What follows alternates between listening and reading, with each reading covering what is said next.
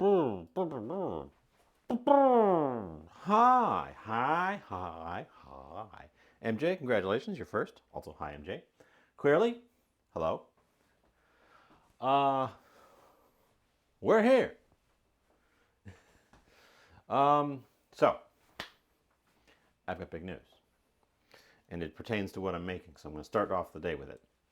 I have received a promotion at work, uh, which this week is entailing a bunch of extra time for training.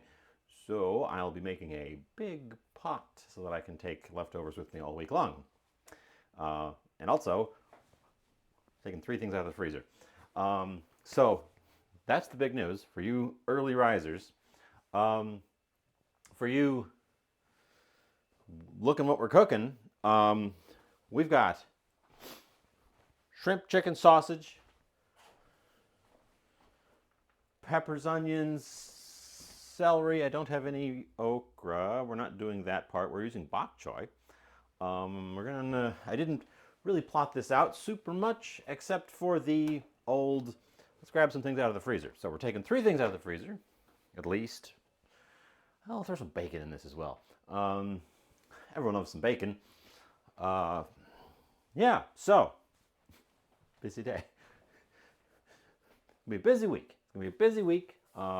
If this ends up changing my schedule for this, I will of course let you guys know. At the moment, we're good to go. Yeah, so that's the plan. So that's the plan. Glacier, hello. And I did get the meat out to make sure it was thawed, put it in the freezer last night, or put it in the fridge last night, and neglected to check today if it had actually thawed. The sausage did. The shrimp is most of the way there. Bob, hello, congratulations. The chicken's still kind of hard, so now they're in the sink in a sink full of water. Hopefully, work that out while we prep a few other things in the meantime. Hi, Bob. How's it going? Uh, yeah, so we're winging it. We're winging it because I don't have a recipe because I don't know that anyone's ever done this. So we're going to get all the stuff. We need, of course, gochujang. The reason we're going Korean with this is because I wanted to use that. So we're using that. That and a couple of bell peppers. There were bell peppers in the bargain bin once again. They look absolutely beautiful.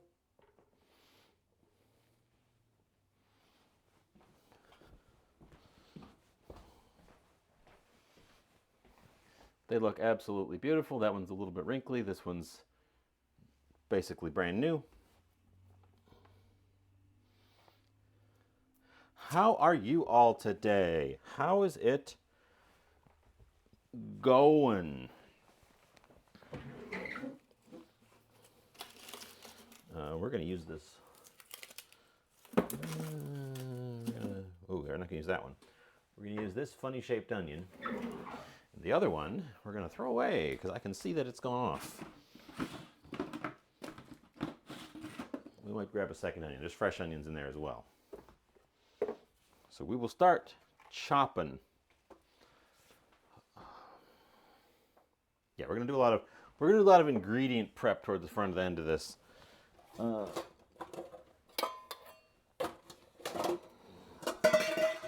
let's get out a bunch of ingredient bowls right off the top. So yeah, how's it been? This time last week it was hot. Today it's cold.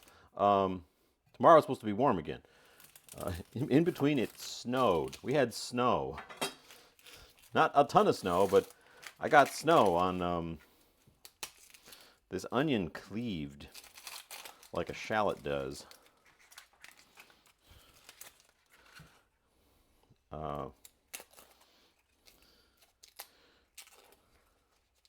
Snow on let's see, there was a dusting on the ground yesterday morning, so it snowed Saturday night. Which is not unheard of, but certainly a bit unusual because it was in the 70s, just days before. Almost like something's wrong with the weather. But that couldn't be. But that can't be. Okay. Take the butt off, take the butt off.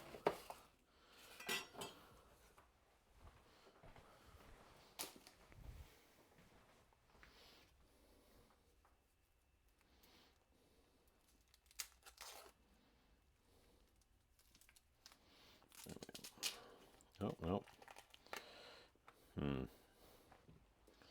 Guess we got to go one layer deeper than normal because of this funny split. Funny split onion. That one's good.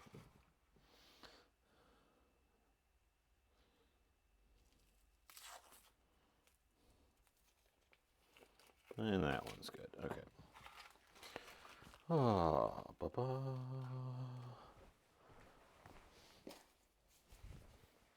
So this is going to end up cutting kind of like a big shallot because of this lobe.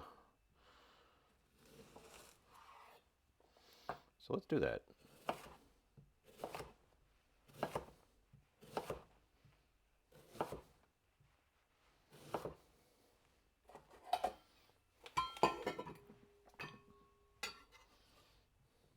Eh.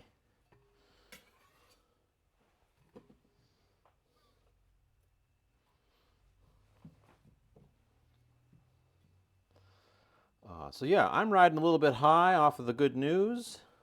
I had to go in today for some training. Normally, I don't work on Mondays, and I use the day partially to prep this and partially just to catch up on errands because I work pretty much every weekend. So,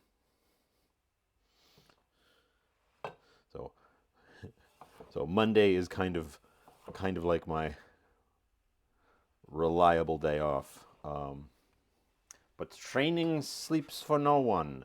The boss is in on Monday, of course, so I'm in on Monday in order to receive training.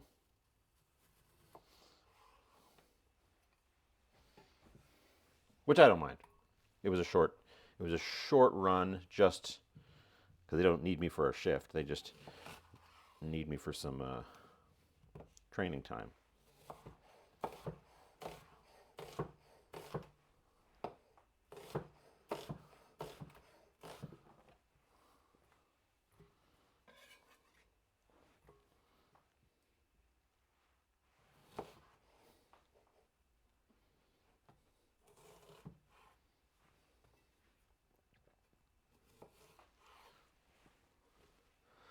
And in other news, the pace of workmen around here has ramped up massively. They've been drilling holes all over the streets,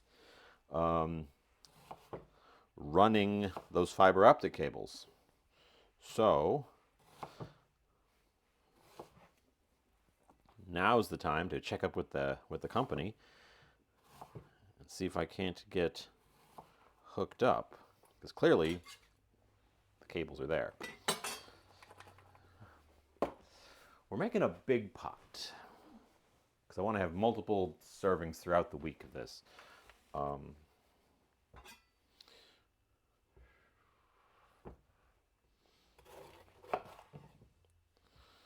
cut this. We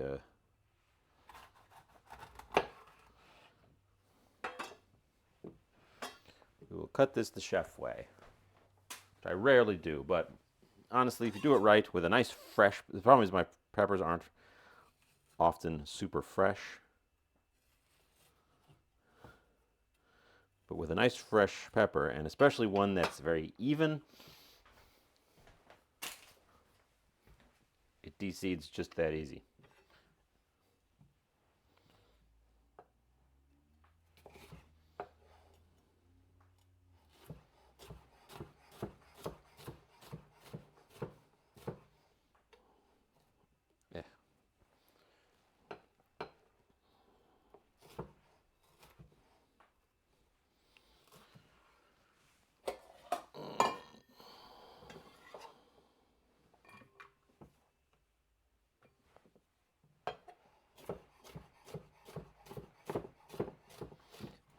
This is starting to bug me with the sliding.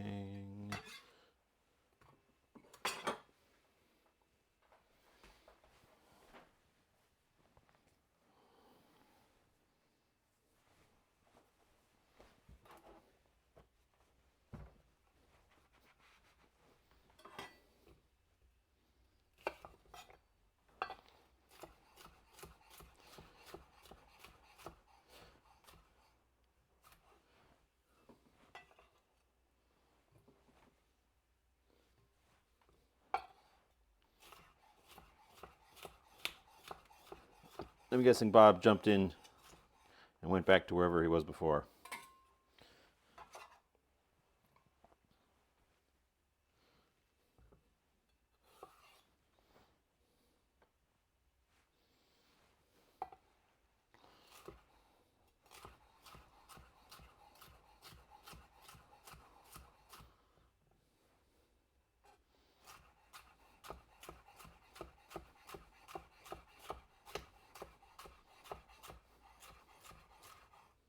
God, it's been a while since I had such a fresh bell pepper.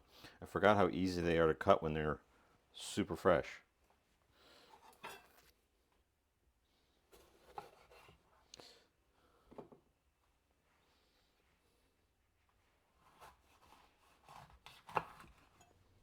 Oop.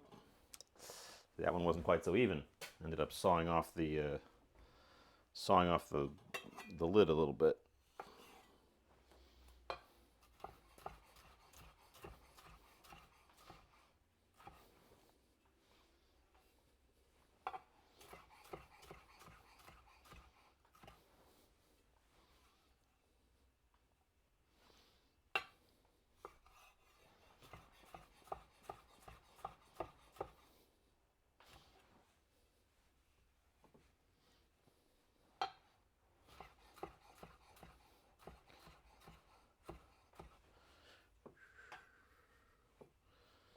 Okay, well, we missed part of it there.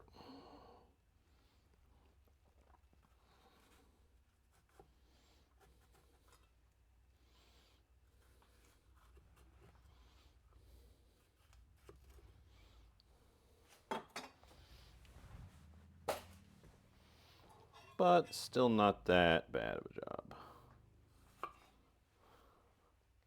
Rhea. Well, I told everyone right at the start, but I'll tell you again. Big news is I got a promotion at work. I will be assistant managing the game store with room for further upward movement. That's the big news. It pertains somewhat to what we're making today because I'm making a big pot so that I don't have to do as much cooking later this week because there's going to be a lot of training in on stuff. Mags, hello. Welcome, welcome. So we're starting with a whole bunch of veggie prep because our meat isn't quite fully thawed. It's in the sink with some water. I took it out of the freezer last night, stuck it in the fridge, and the sausages sank now, so they're fully thawed. The shrimp seems to have finished thawing. It was almost there, and then the chicken is still a little bit solid. And yeah, so I grabbed 3 things out of the freezer. That's good. We are using these things. I guess we're making jambalaya. I don't know how to combine jambalaya with tiokuk, but we're making jambalaya tiokuk. We're using a whole bunch of onions too.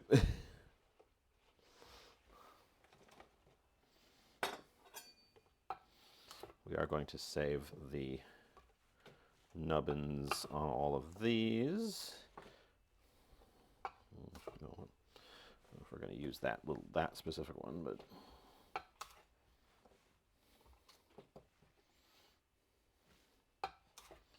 You can try. I use a lot of reference material in store, so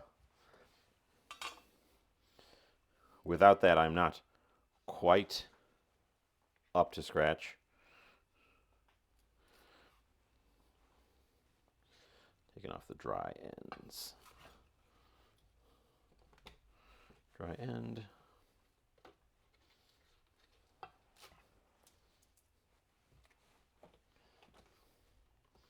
The hardest question, and this is whenever it's always the same kind of thing.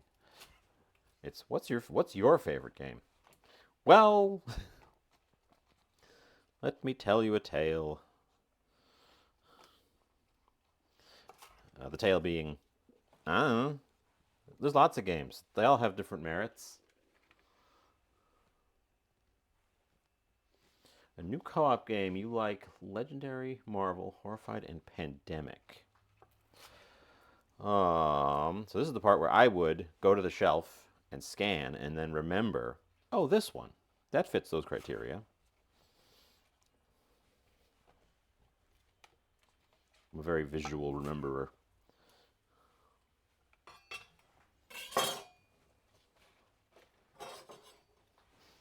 I can tell you, there's a new version of Horrified coming up. They're doing Horrified Ravenloft.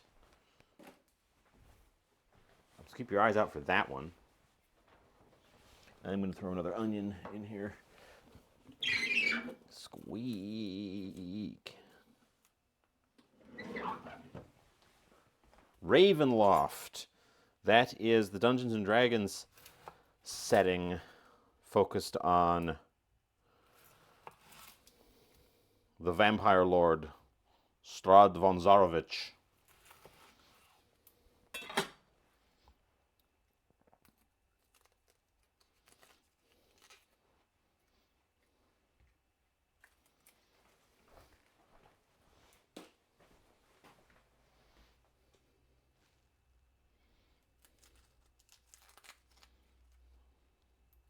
If you already like Horrified and or have any interest in Dungeons and Dragons, I would give it a look. Because they did one that was Horrified Yawning Portal, and that one was really good actually.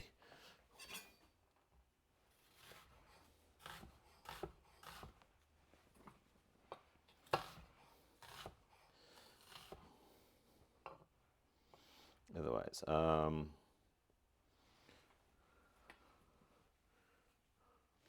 co-op.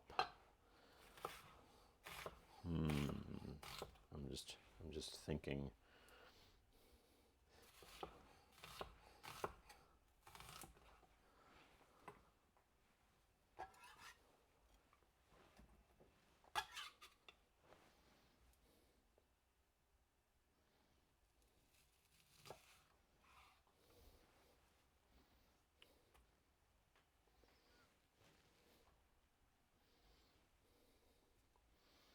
Uh, hmm.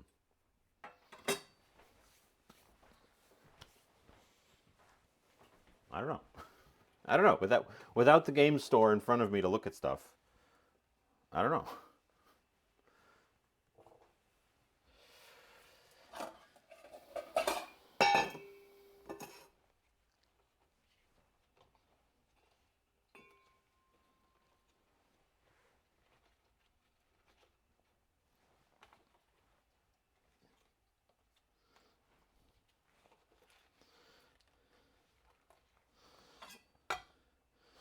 You're not 200 years old.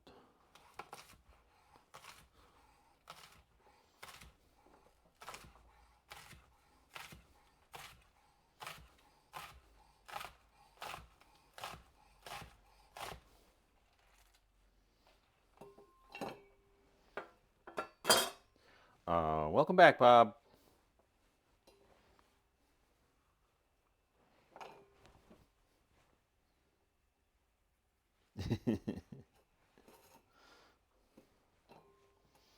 How's it going, Bob? I lost one of them onions.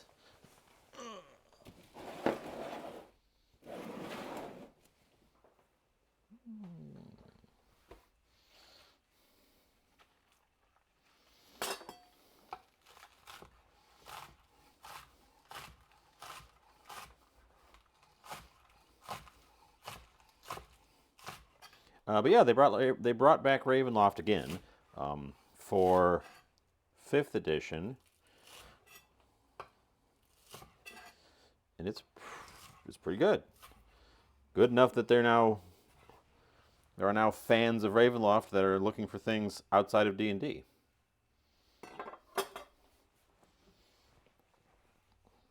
Okay, the green onions will shrink up, so I'm not ultra concerned about there being such a huge pile of them.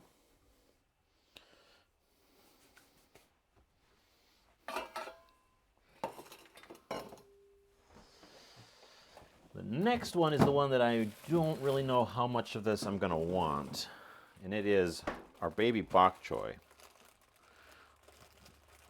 We're going to use the ones that are caught at the top, of course.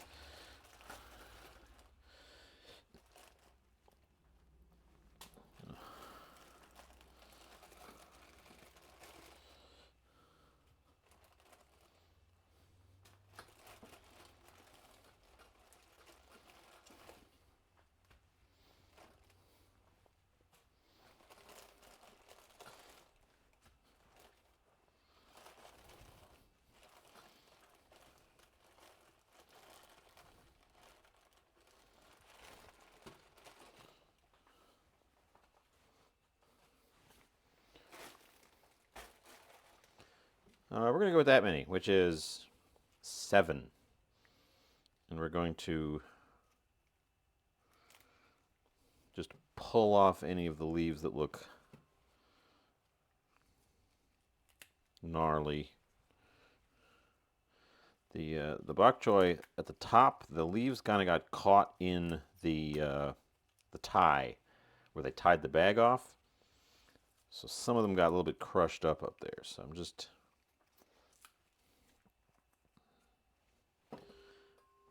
pulling any that look like they're black on the edge or yellow.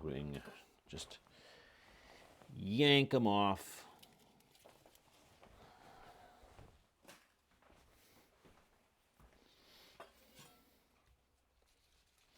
And then we whack the acceptable leaves off.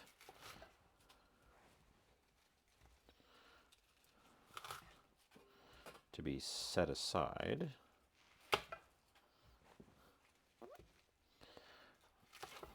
Reheating some dinner. What, indeed, are you having?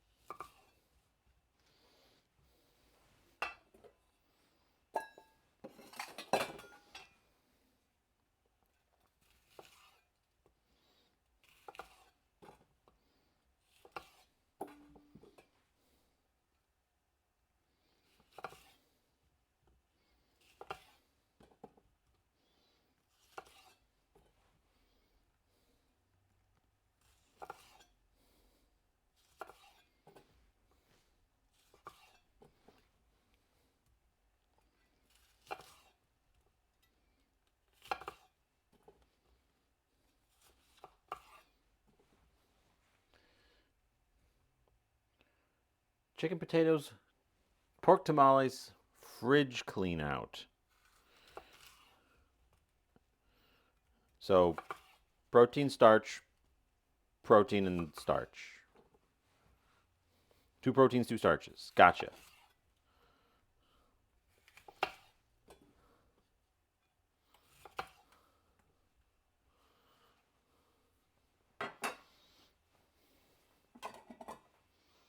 Okay, I think that's all the vegetables that I intended to...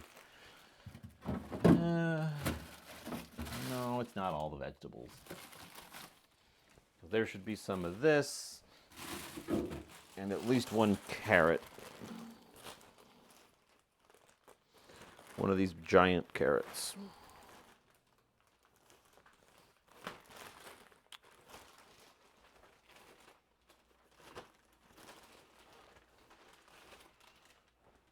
One carrot.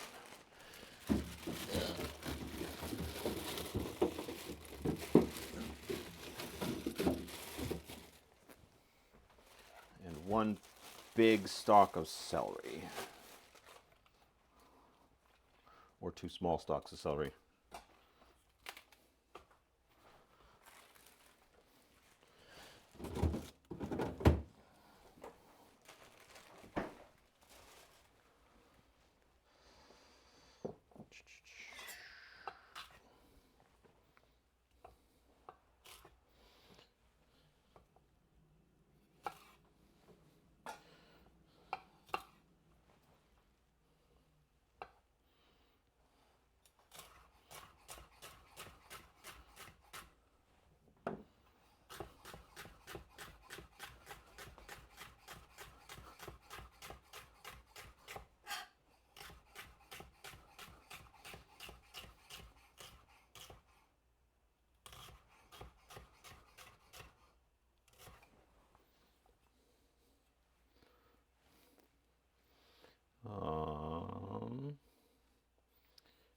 I think the celery is going to go in at the same time as the bok choy. The celery tops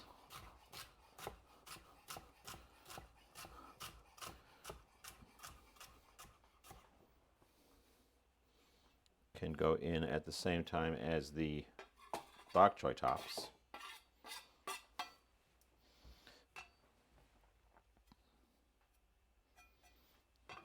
The celery bottoms are getting pitched, and the carrot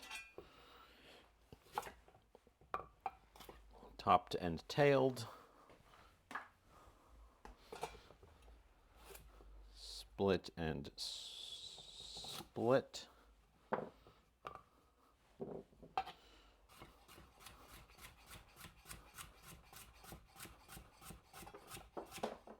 Oh my God, why did that happen? Ugh. Chunk of carrot just went flying off of there because it got bounced out by the knife action.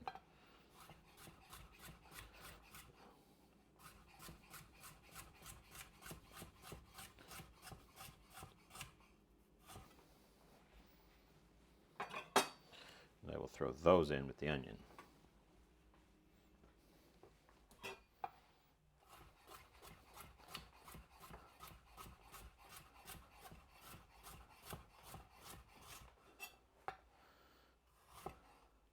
Well, there's going to be a lot of food. We're definitely starting with the big pot for this. Is there a carrot back there? There is.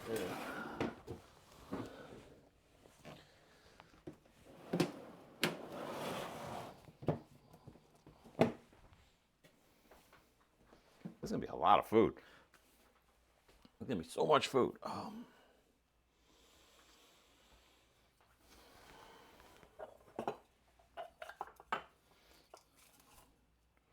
We've got some sprouting garlic. We will do all of that.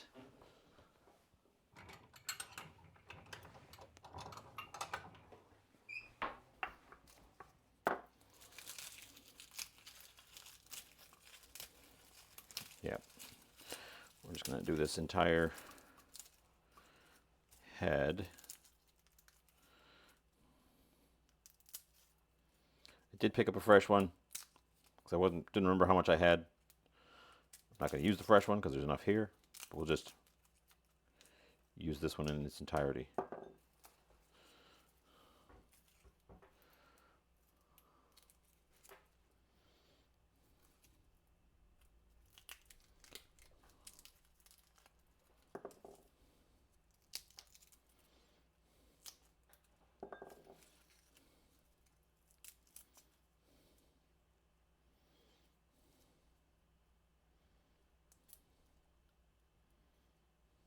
Come on. Come on. Come on.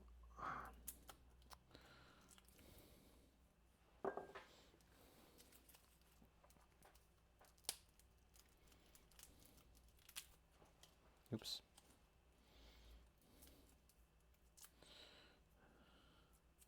I feel like I've given myself an excess amount of work today for no No real reason. I feel like I'm in a rush because there's so many ingredients, but I know that once I actually get down to it, this isn't going to be a stressful cook. We're not stir frying this.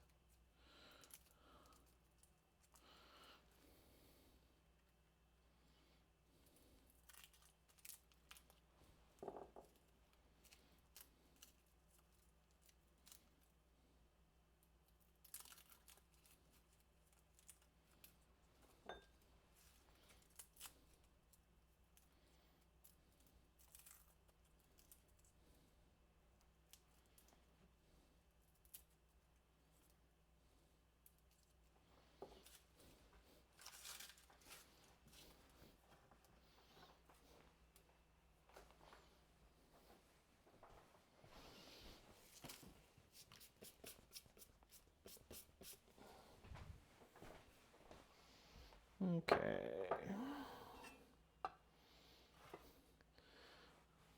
Tailed, topped. Throw that in with the scallion. Tailed, topped.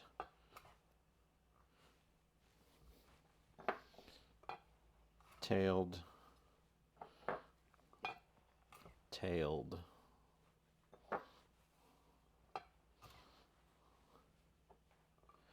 Oh.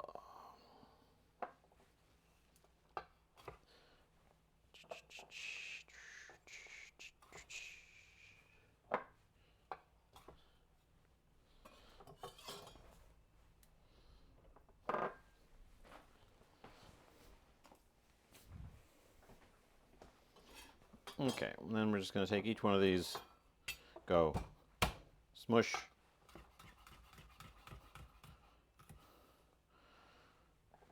in the bowl. Smush, slice in the bowl.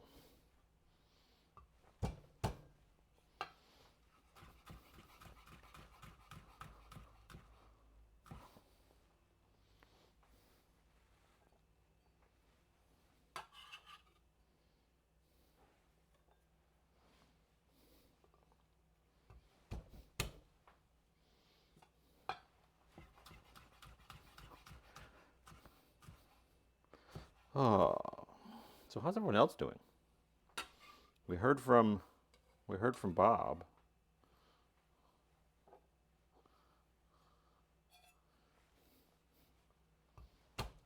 Oop. That one really smushed.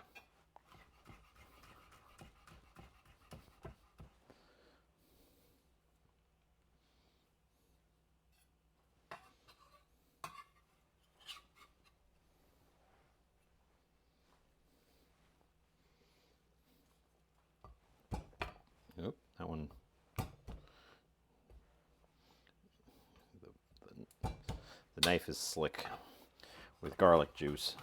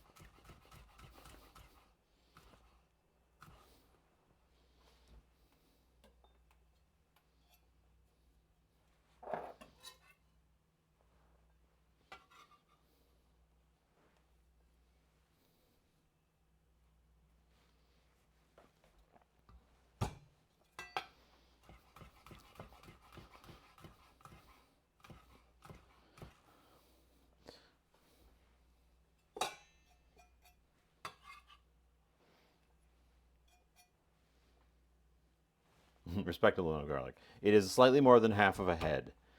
Uh,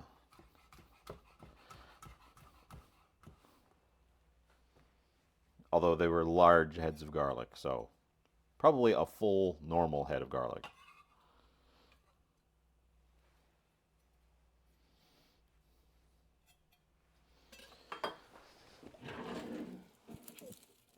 And some dried up ginger. By which I mean it's technically still fresh ginger, but it's been shriveling up in my drawer for a while, so.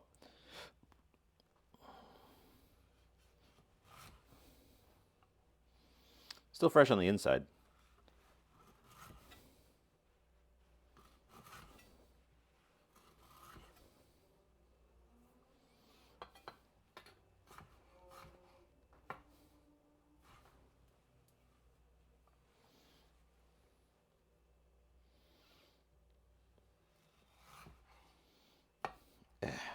Fine. Fine, we won't do it that way. We'll do it this way.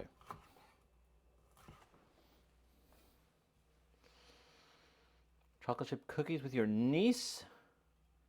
And had to troubleshoot why they spread. I'm not your expert baker. So off the top of my head, I can only guess.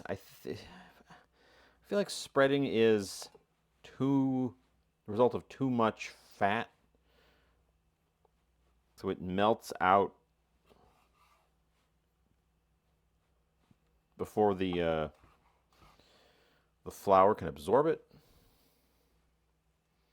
Ah, that'll be it.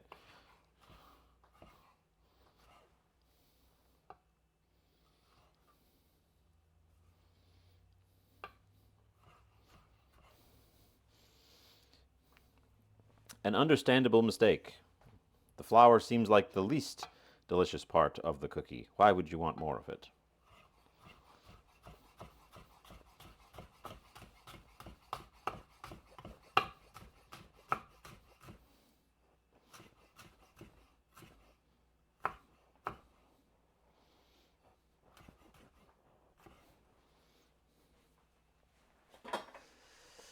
Okay.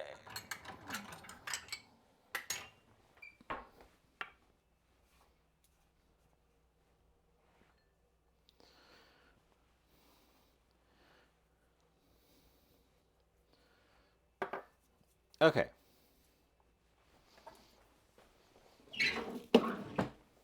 We have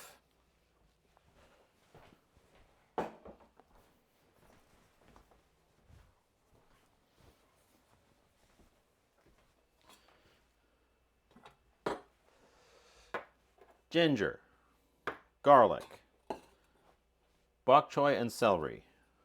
Bok choy and celery. Green onion tops and garlic tops. Carrot and onion. Red and green bell pepper. Sounds good.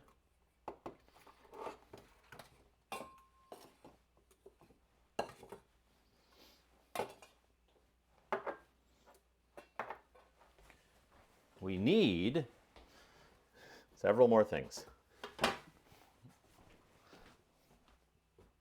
What is that?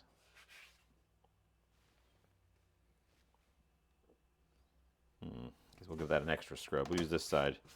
Give the other side an extra scrub. The chicken sank and is pretty soft to the touch. So that's probably ready to go. But we're going to cut that one last so I don't have to wash my hands as much. We are going to go first the sausage, which is fully thawed. And we have andouille, which was on sale. $3 is not the greatest sale I've ever had, but I'll take it.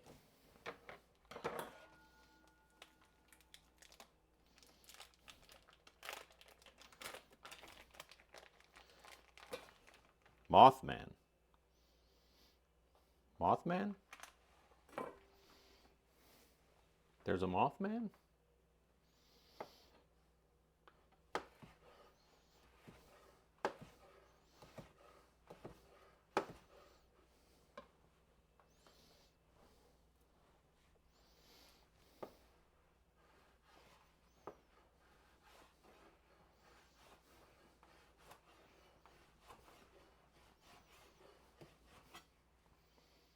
Stain on the cutting board. Oh. Yeah, I don't know what that is. It's something. It's worrying that it's on the nylon board. I will have to give it an extra scrub, perhaps break out the vinegar.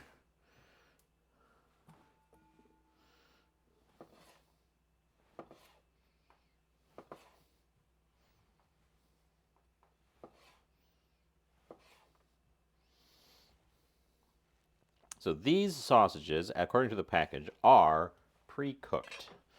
So we don't need to give them a ton of time.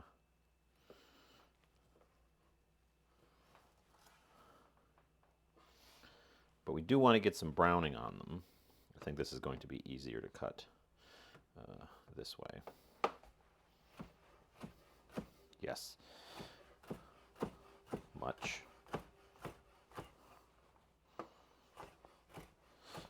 So they're going to take a turn in the pan.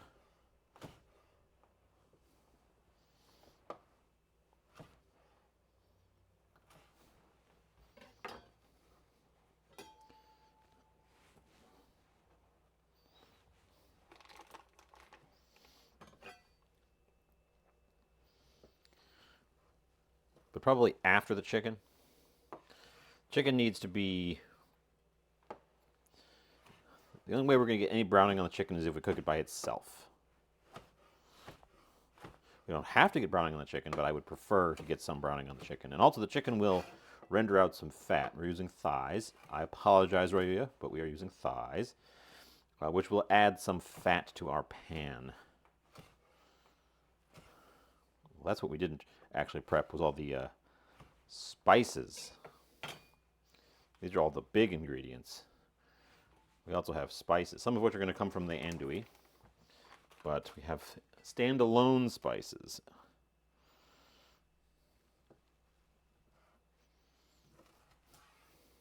As well.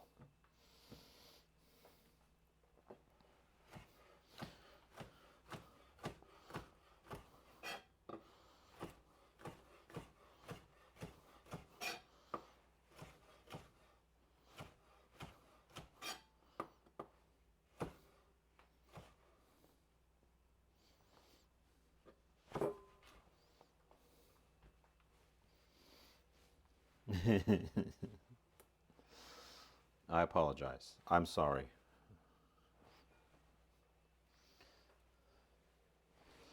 Bob, we're not making food for one today. We're making food for the whole week. We're making a heap.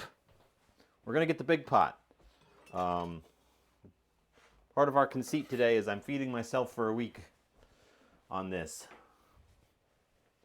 So yeah, it's a ton. We're making a lot. I'm pre plotting out my week with this.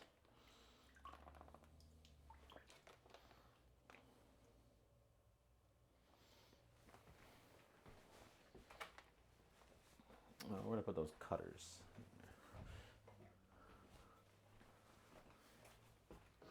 So you are indeed correct. We do not normally produce this much.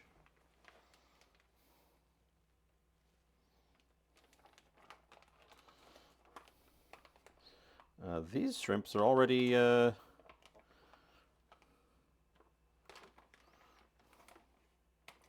ready. I guess I'll just get them out of their juices.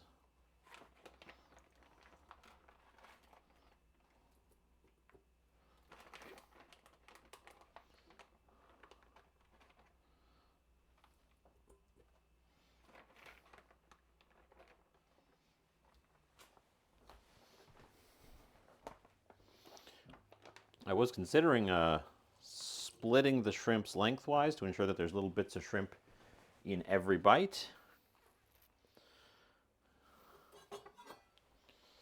Like so. Because I really like split shrimps. I think it's an excellent use of shrimps. So let's do that.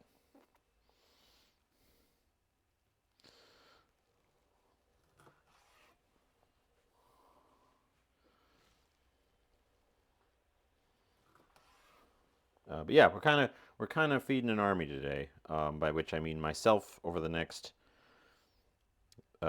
several days. This will possibly be at least 2 meals a day for the week.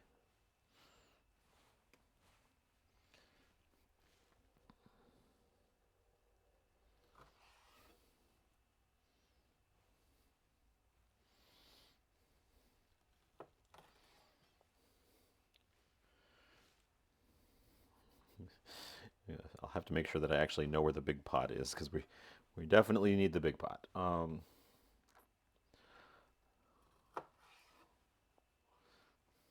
Also, this is a good excuse for me to use up several things.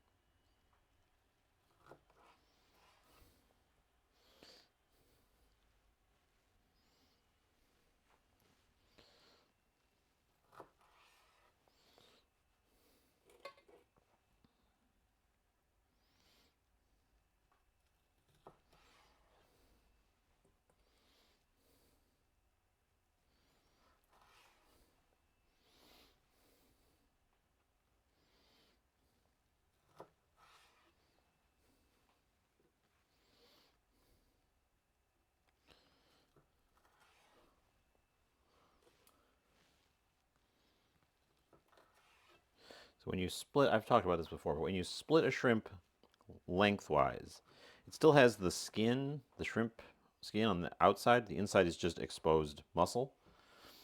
So they tend to curl when you cook them. So you get these little corkscrews. I think they're really nice to have in a mix. Instead of just the shrimp sort of tightening up into a normal shrimp shape, you get these little like corkscrews of shrimp. I like to serve that with like a cavatappi, where they are a similar sized piece.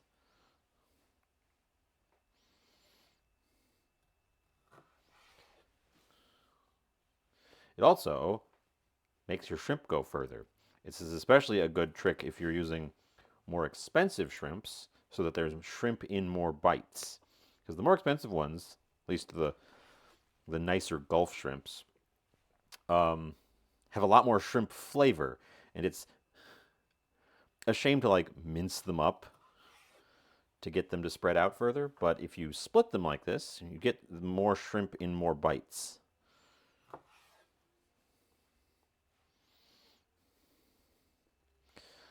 We will not be browning the shrimps. They're going to end up getting tossed in, actually probably pretty late in the process, and cooking directly in the liquid.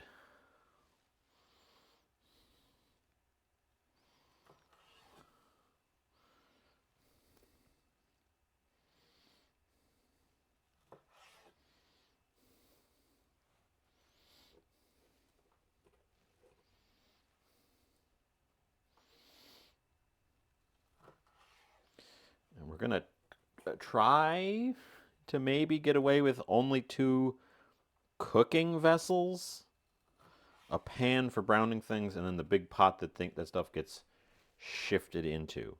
Um, Obviously, there's going to be a lot of dishes from all these bowls, but I'm going to try to limit the dish load over on the actual stove, at least a bit.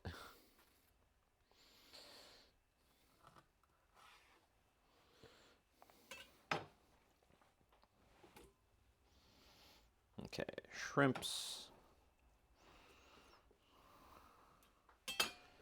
Set aside those. We'll give our hands a quick wash. We're going to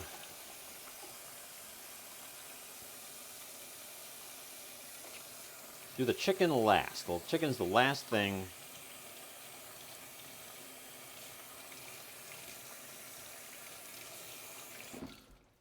Before we actually start applying heat to the deal. This is going to be so much food. This is going to be a great deal. This is going to be a quantity.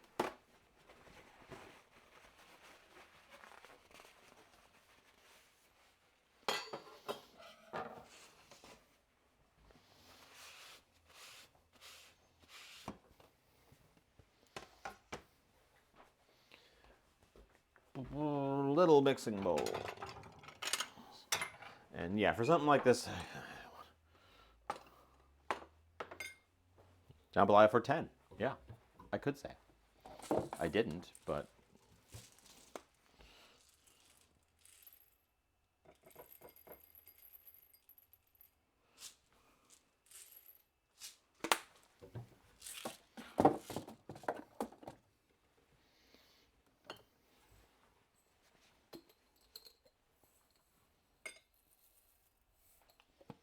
I'm just picking a couple of fun spices we like.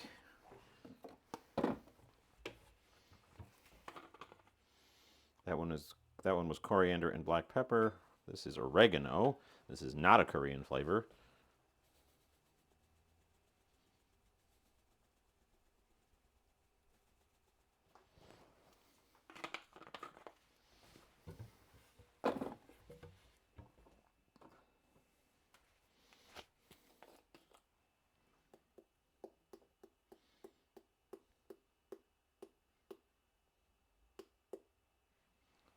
Smoke paprika.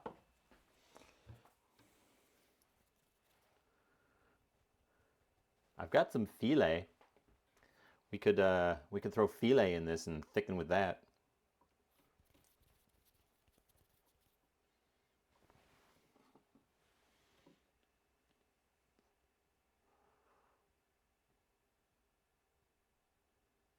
Half teaspoon during.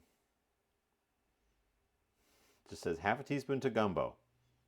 Doesn't say to what quantity of gumbo, just half teaspoon. Do you want anything else? I guess I'm going to throw that one in there. Oop, there's not a lot of gochujang left. I guess we're going to kill the entirety of this.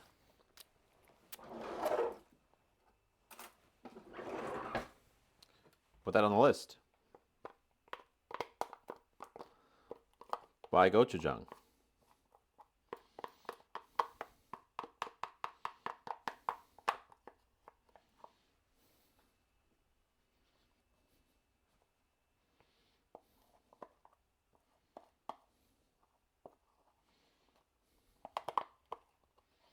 I'll have to add it to my board here.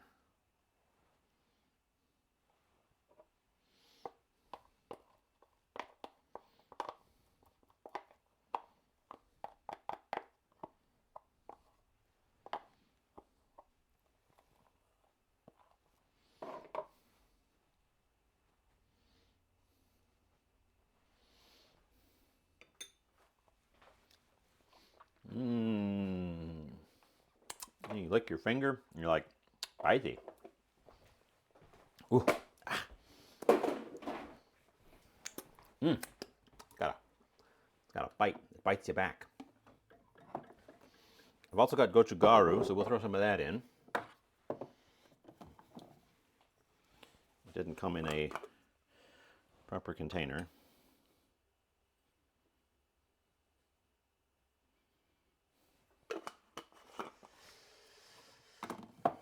And let's get some hot chilies.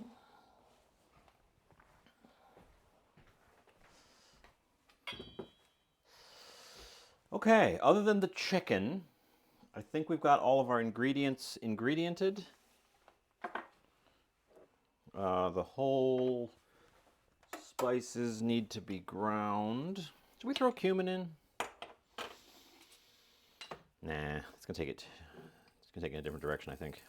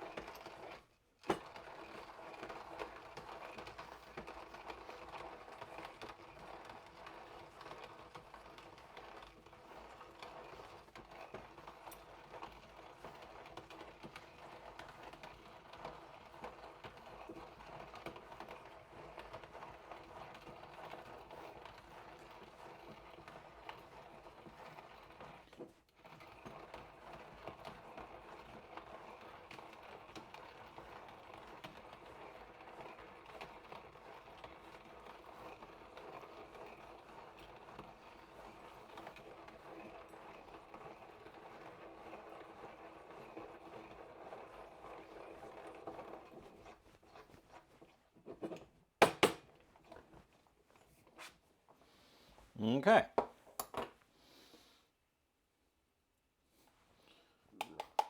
Our black pepper coriander.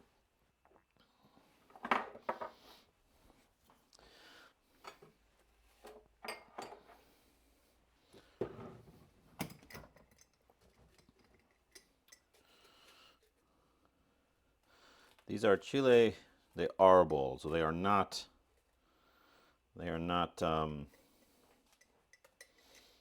a Korean chili. They're Mexican chili.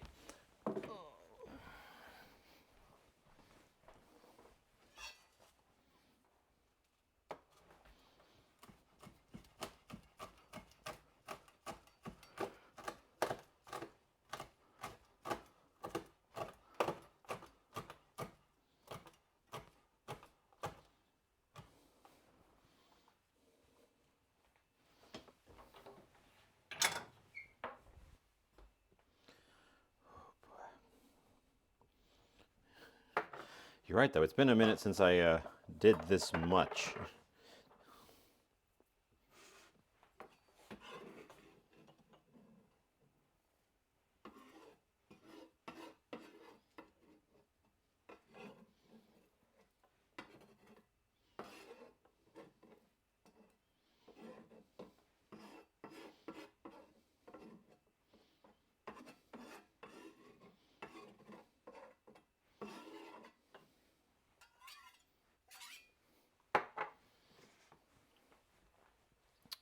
Okay, we're going to need that knife. We're going to need that scissor.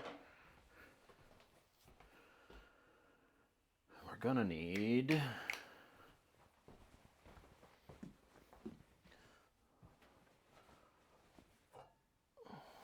the wok.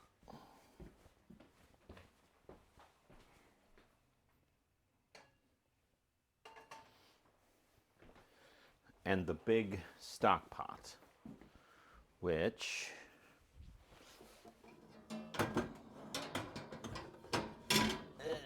come on, big stock pot.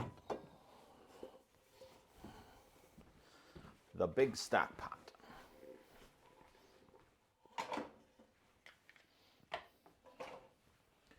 Okay. Over. Oh, I do want one more pan. So we're doing 3.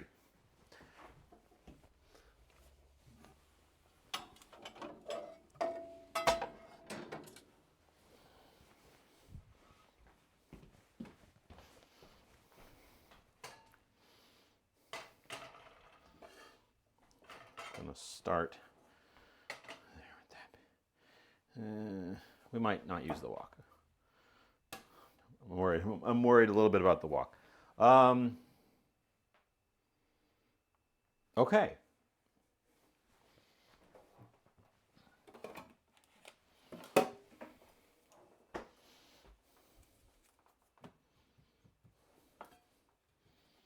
Step 1.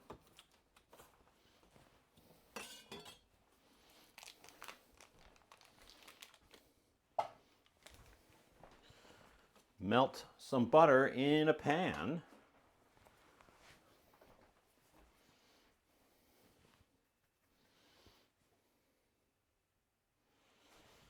Okay, well, strap in. It took me an hour to prep ingredients.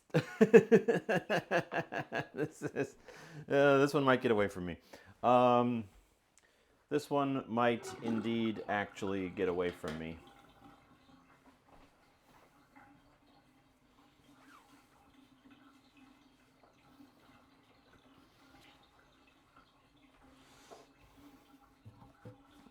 What's the worst that could happen?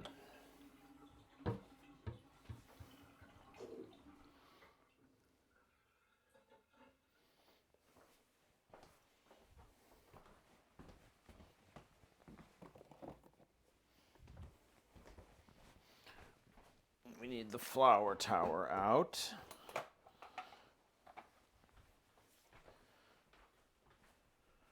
And the conversion table, yeah.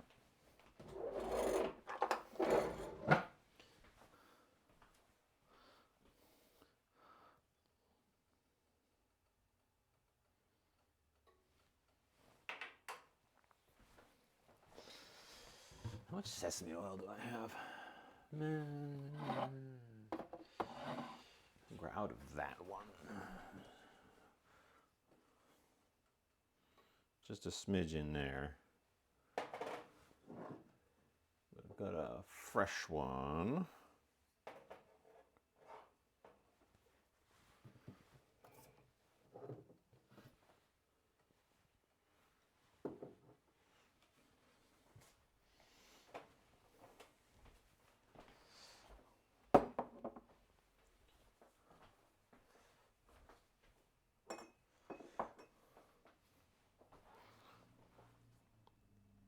So, was this at all what you were expecting when I told you what we were making today?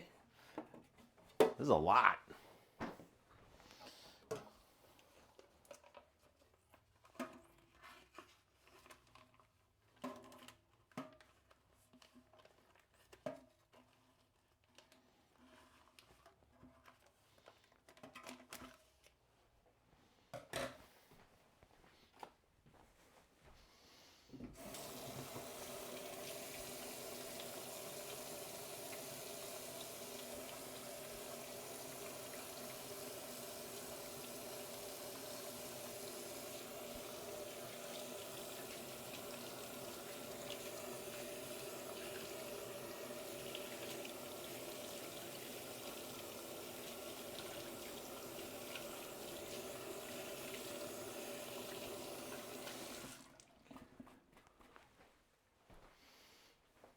This is bigger.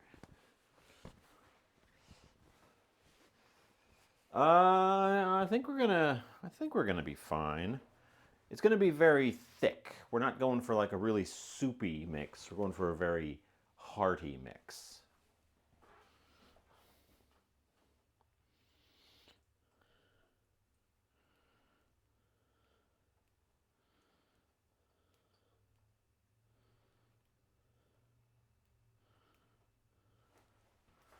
You can tell that my worktop slopes in a very particular direction and that the bottom of this pan is not perfectly flat.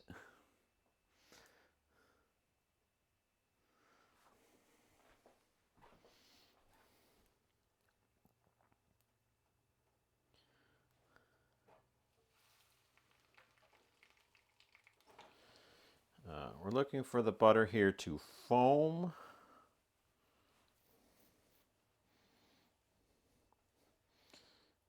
Melt, foam, and then stop foaming. We don't want to brown our butter at this point. But we do want those bubbles to bubble off of it.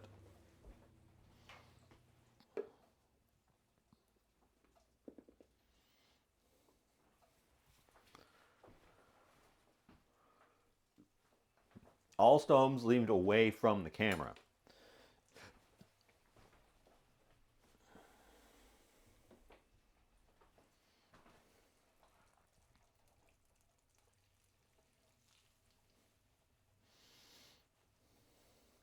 So we're building a roux. We're building a roux.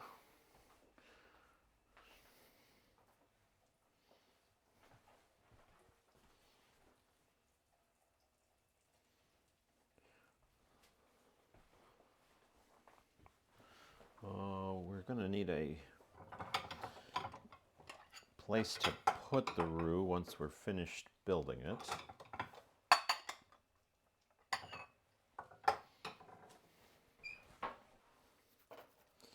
Roux is something I've considered just cooking up a big batch of and putting in the fridge. Because you could definitely cook it well in advance if you wanted to. They sell like jarred roux. I've seen them. So it was a half a stick, 4 tablespoons,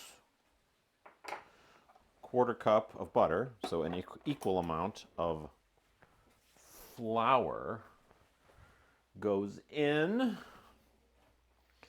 That bowl is going to be for catching our roux once it's formed.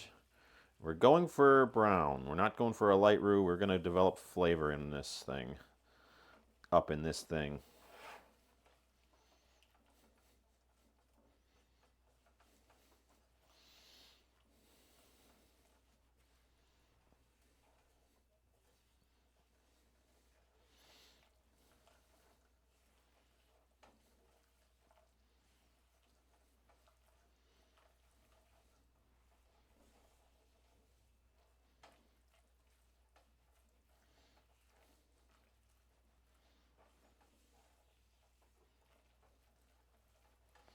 So heat up so we can start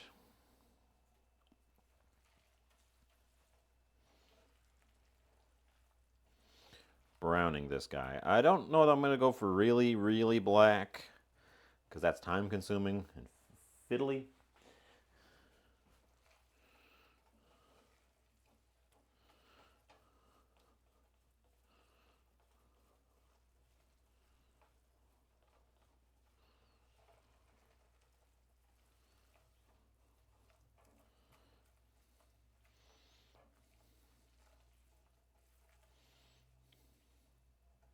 But you could do this. You could do, it would be, if you just grabbed a pound of butter and 2 cups of flour, mixed that together, cooked it like this, it would be more, it's more forgiving the more of it you do at a time. Smaller batches are harder to cook than bigger ones because they overshoot faster. Um, and then just stick that in a jar and dose it out whenever you need it. That's definitely a thing. I'm not sure how long it keeps. I'm sure the packaged stuff is salted so that it keeps longer.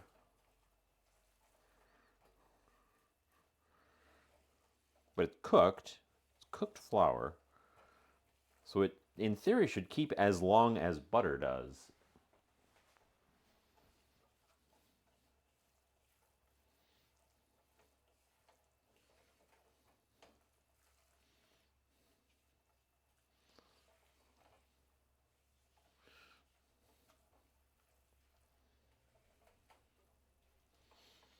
And you will see it very gradually, first of all, be more runny as it breaks down, as it cooks down. The bubbles will start to give up, and the color will fade. It's already sort of a latte brown. The color will gradually fade to darker, darker, darker colors. I made a gumbo on show here ages ago, and I took it right to the edge of burn. It was the color of dark chocolate. It was it was it was quite the roux. Um,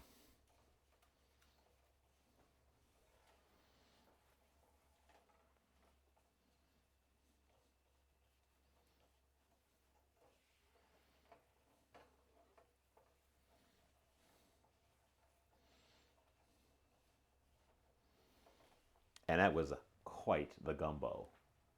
To plaid? He's gone to plaid.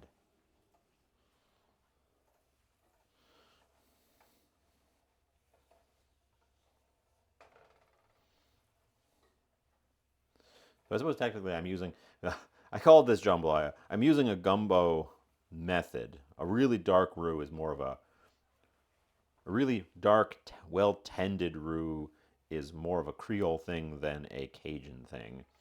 Um, so that's more of a gumbo thing than a jambalaya thing. I called it this because I'm going to put rice right in it and stew it together, intended to just be scooped and served as opposed to served on something. Um, and of course, we're violating all the flavors by going with Korean soup flavors.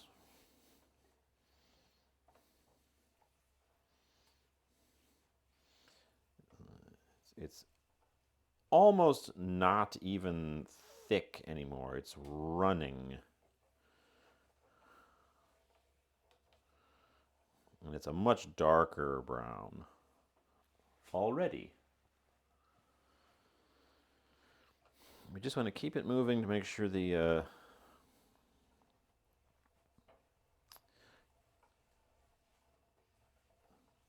make sure it's constantly moving around so we don't get one spot that darkens up before the rest of it. Because the burner's no doubt not perfectly even. I'm probably not perfectly centered. I'm not. You really want to avoid burning any bits of this. If this burns, those burnt bits will not taste good, will not thicken your soup, and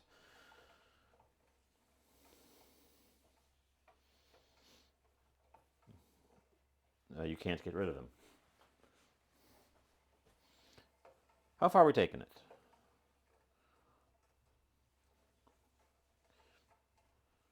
I'm thinking we go. I think we shoot for like a milk chocolate.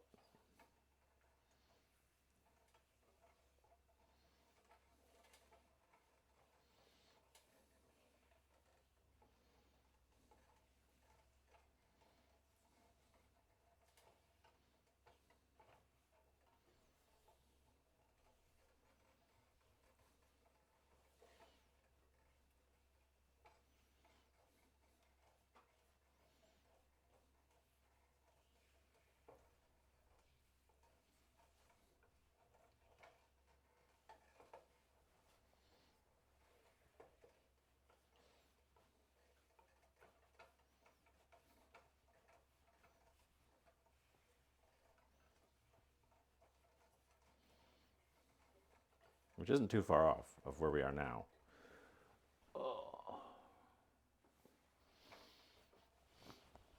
It smells. Actually, it almost smells like toast. Like like the toaster right before the toast pops up, where it smells like toast, which makes sense. We are browning the flour in very much the same way that we do when we make toast, in terms of what's happening to the flour uh, granules.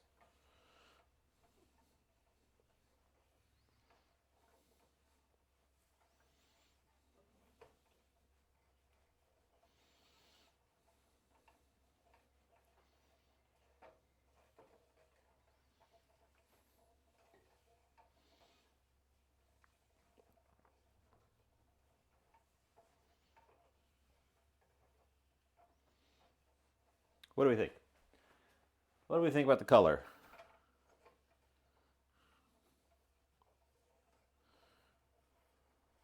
Are we looking good? A little bit further.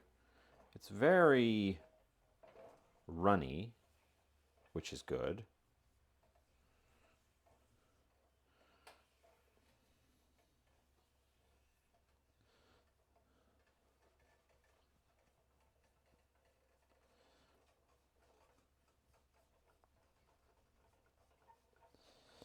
I think we call that.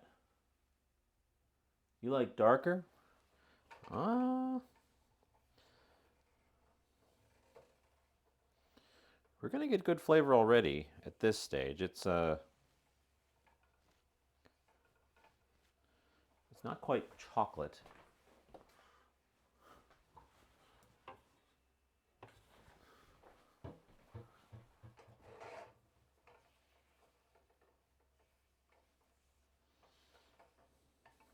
I think I'm gonna call this here. This is pretty dark. This is.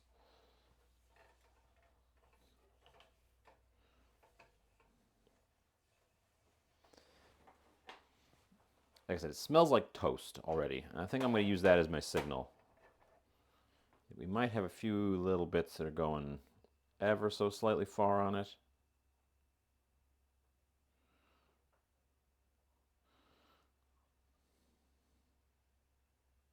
Wow.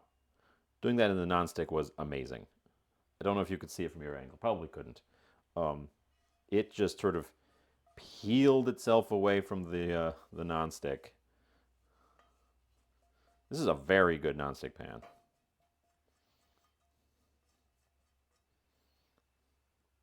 It's just a Target brand, but it's a very good nonstick pan. Okay, that is getting saved.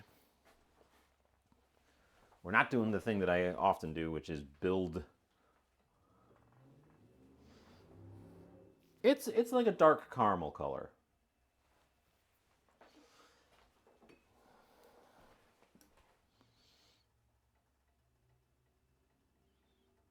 Okay, we're gonna go in with some sesame oil.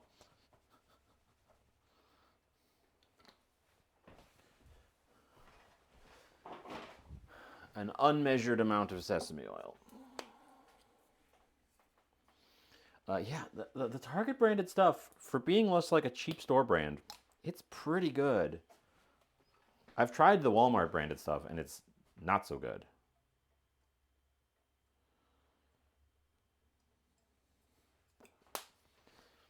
Okay, we've got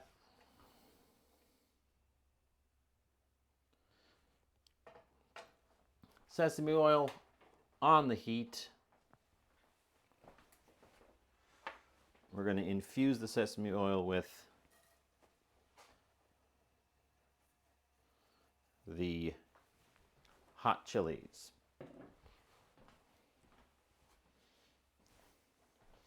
And the same spatula, so we're going to get a little bit of roux in the spatula, or in the chili oil, just because it's there.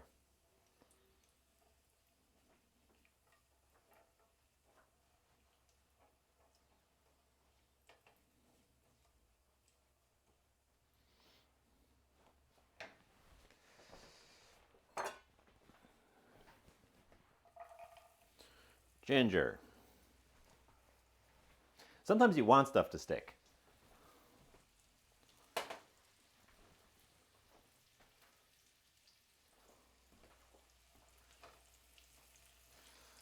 But yeah, no, it's great. I got this one. I didn't buy this one new. I bought this one thrifted, but it was essentially unused when I got it.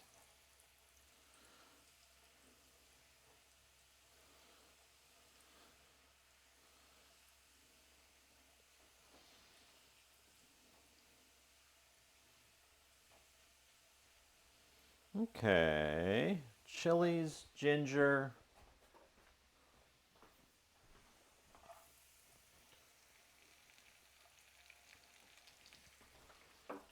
garlic in with a sesame oil. Get these all fragrant and nice. The black pepper and coriander going in. American Sniper Angel, hello. What is Korean jambalaya? Korean jambalaya is this thing that I am making, which is kind of me making stuff up, but also it's going to be delicious. We have a brown roux that I built over there. Flour and butter cooked together until they are a nice dark brown. And now I am cooking ginger, garlic, hot peppers, coriander, black pepper in sesame oil, which is going to get put back into one of these bowls as well. I need a bigger bowl. Raisins? No, there's no raisins.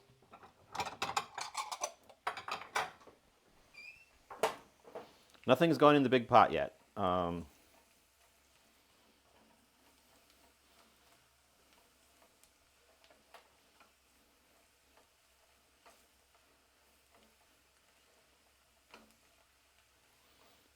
So we're making fusion food. We're making fusion food.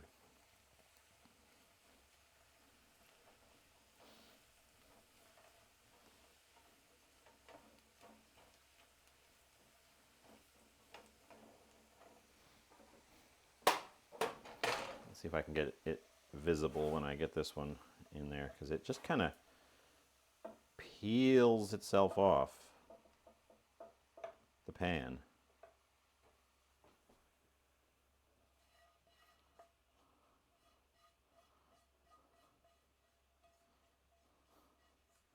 It barely needs to do anything to it.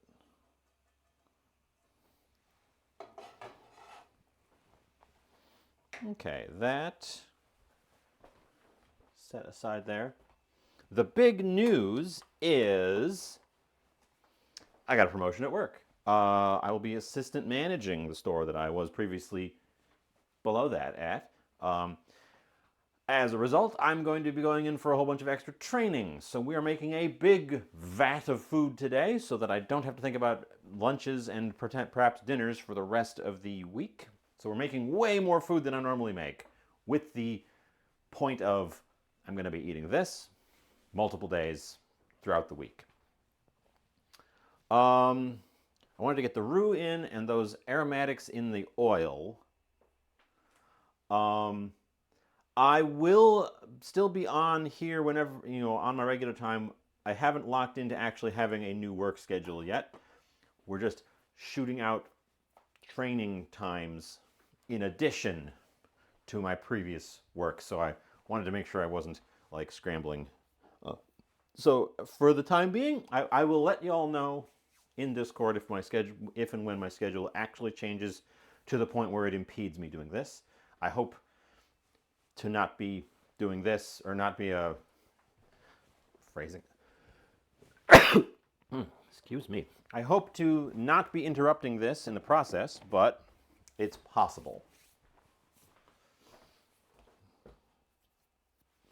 Um, the roux,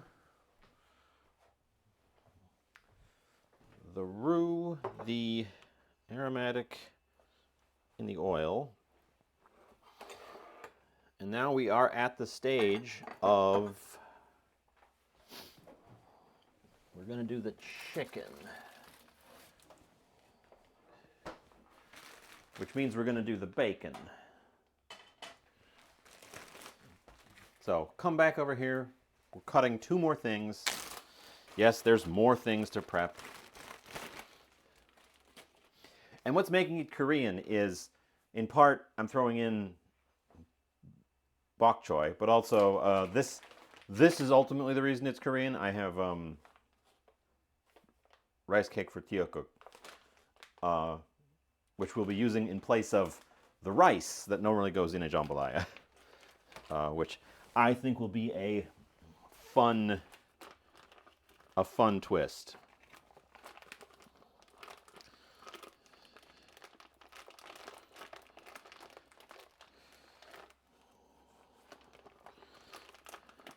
Come on, give me that big slab. That piece.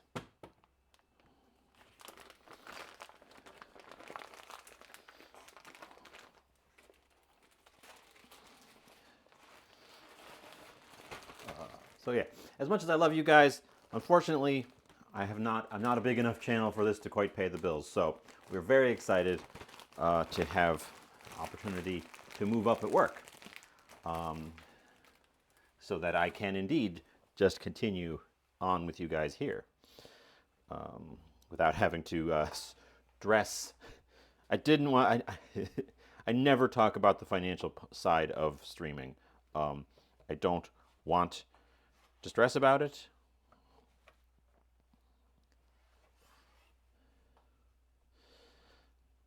But it is always something that is kind of on my mind. I had hoped when I started this that it could maybe catch on enough to pay the bills. It has caught on enough that it pays its own bills.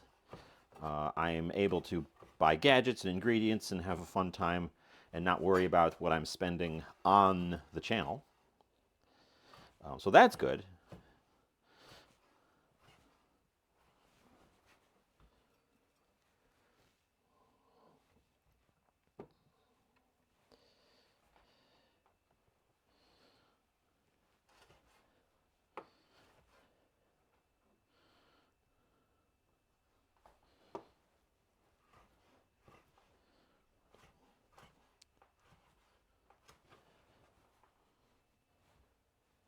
I guess we're not going to use that big slab.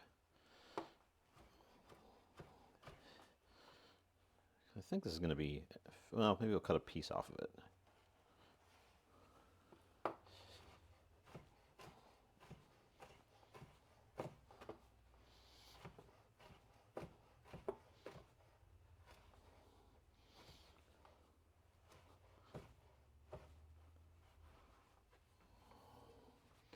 Okay.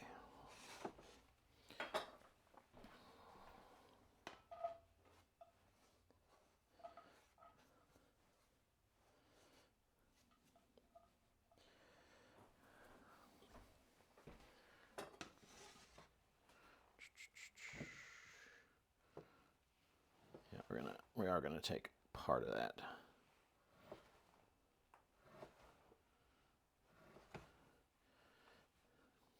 You can see why this is a trimming from the the bacon, because it's just a big slab of fat. Too fatty for the nice rashers of bacon people look for. Um, so it gets trimmed off and thrown into just a heap. And then they scoop out like 2.5 pounds of the heap, shrink wrap it, and call it bacon ends or pieces or chunks or something like that. And for something like me, where I just need some bacon and I need a fatty piece, it's perfect to throw in a recipe. Then I'm not paying a premium for those nice, perfect rashers of bacon, but I'm getting all that same bacon flavor because this is trimmed off after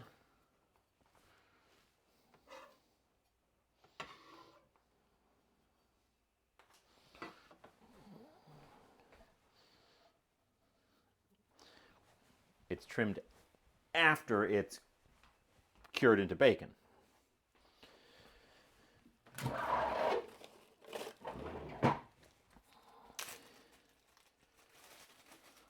Am I going to get sick of this? Probably not. I mean, possibly. I don't often eat the same thing more than once in a week, but sometimes I do. And my goal here is to make this flavorful and like have a lot of variance in it. So there's a whole bunch of ingredients going into this, which we've kept deliberately kind of chunky. So yeah, I'm not anticipating it being an issue. It's always a possibility. Okay, we are doing the chicken, which is the part that I put off the longest because it's, of course, the chickeniest. We have to wash the board and the knife after we deal with the chicken. These are some really big chicken thighs. This is a mutant chicken.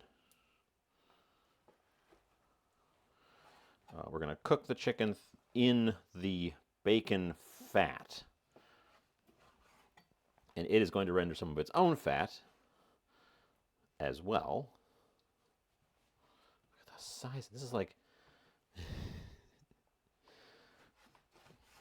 These are too big for a chicken.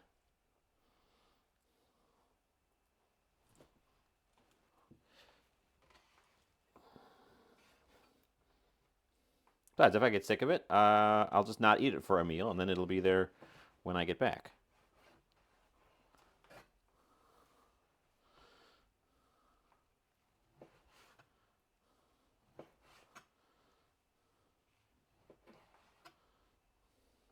And who knows, maybe I will screw this up and it will taste terrible and I'll have wasted all this food and time. That's also a possibility. Not, I wouldn't say a very likely possibility, but I wouldn't say it's zero. It's also possible I make this way too spicy. I'm hoping that that's not going to be a problem because of the sheer size of it, but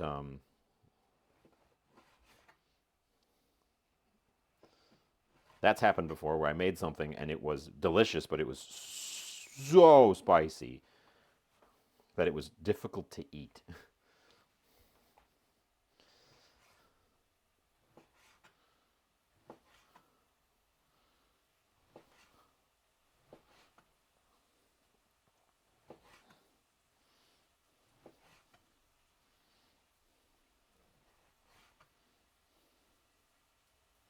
Also, American Sniper Angel, hello. I didn't say hi when you got here. Hello.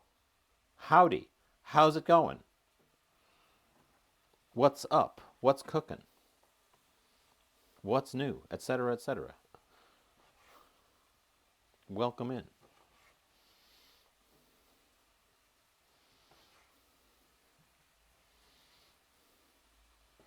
It has been a minute.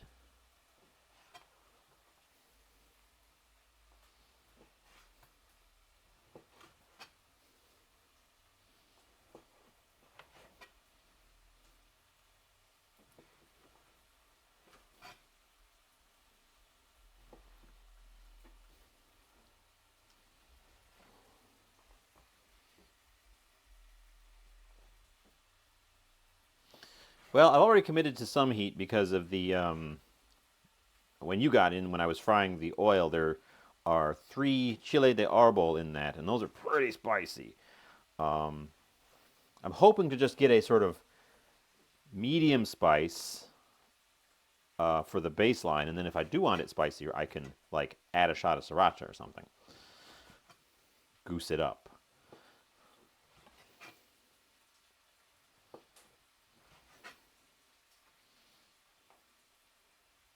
So you're here for the roux. 2. Sorry, I was over there. I wasn't looking at the chat.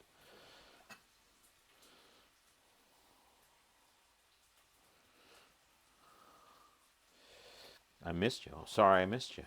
Sorry, I missed you coming in. Didn't jump all over you and say hi.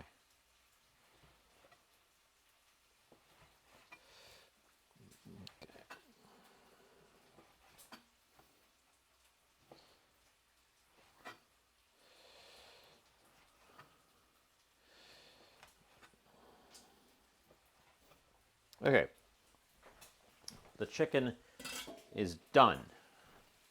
We're gonna wash our hands because I want to touch other things. But we need to push around the bacon. We want to get enough fat in the bacon pan to get the chicken started.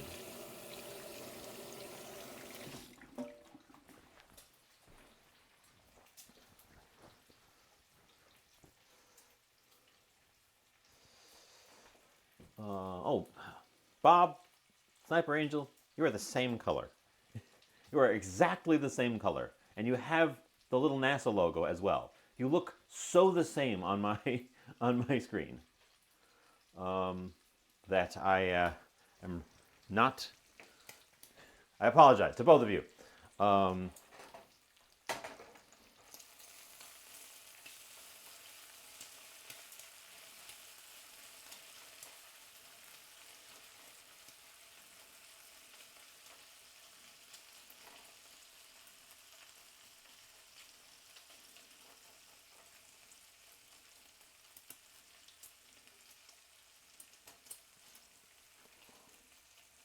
okay, that's coming along. We're rendering. Thank you, Bob. Now you have a different little. What is that? What is that? What is that? The BAFTA.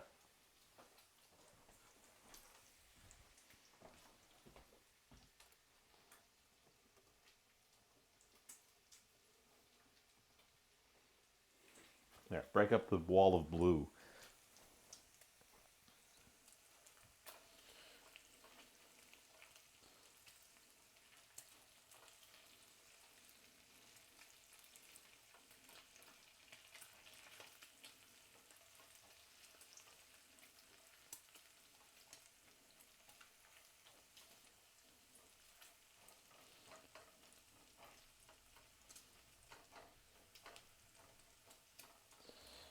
So we're just going to push around the bacon until everything looks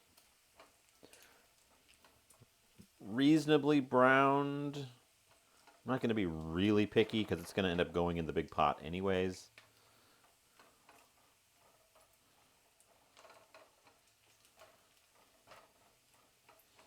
But we want the bacon fat to stay in there. We want the fat of several things to stay in there as we work. So I'm actually going to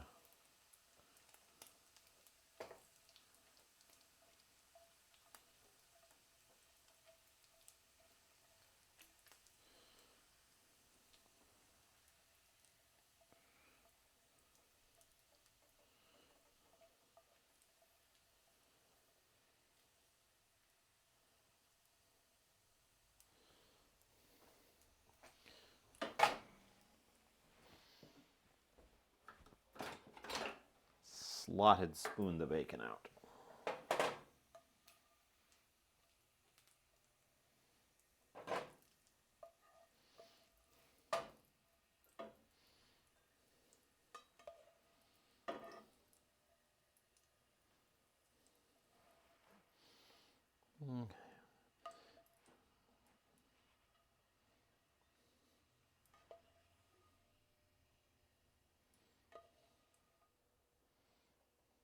I was gonna do this, all this, the roux and the oil and all that in the wok. That was the original idea, and I chickened out. I'm not wok confident.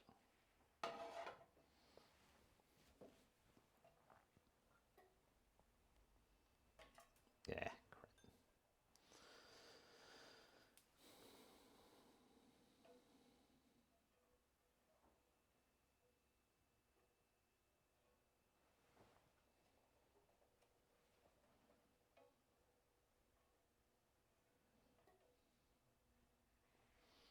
I'm not yet wok confident to be an all-purpose wok user. Okay.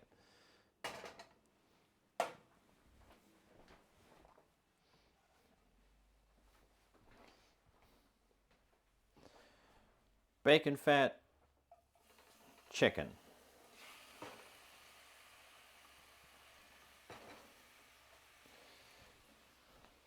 While the chicken gets started, we wash our hands, the board, and the knife.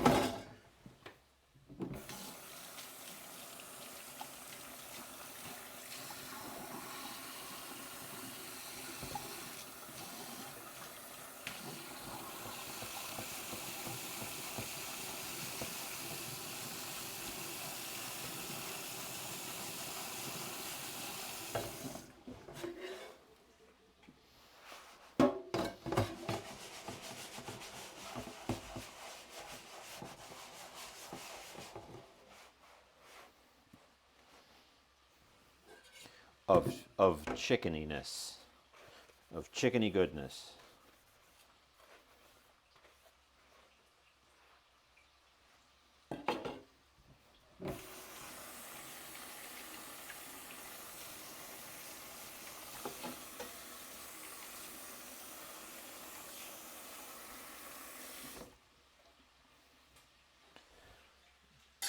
Knife, board,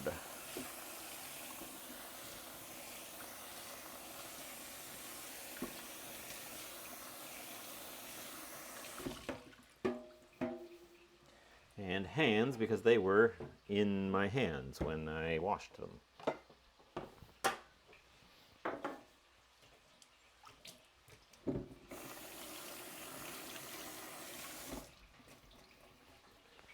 Okay. Oh, you guys are over there. Somebody should have said something.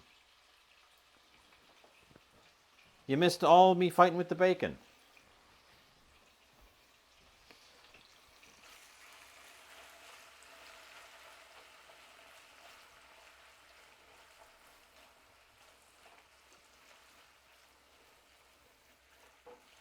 I see how it is. You're all lurking.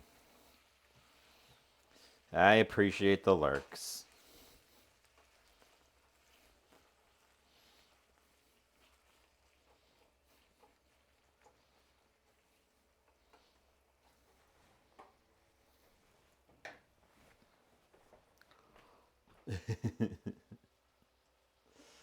Oh, well, you missed me fighting with the bacon.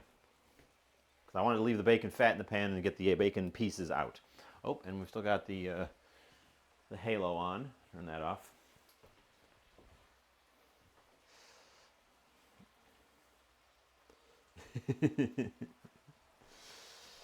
Walk anxiety. Truly a first world problem.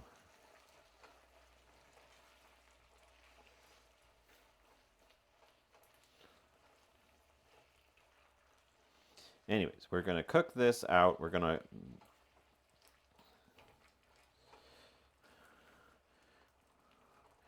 to get some browning on the chicken. That's the goal. Boy, this is a long one today. I was not necessarily anticipating a long one today, but the prep took so long, and I keep doing this in like awkward little stages. Now that we're actually cooking, it should be quicker. But yeah, I think we're in for a little bit of a long one. Oh, Someone followed. Thank you for the follow. I wasn't even looking. Much appreciate. Big preach.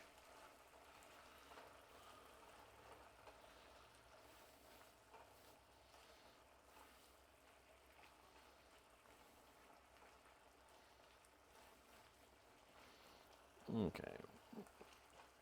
I'm going to heat up on that because the chicken is giving off a lot of liquid. I didn't want to call out your name, but hi, Mr. Bongo. Welcome in.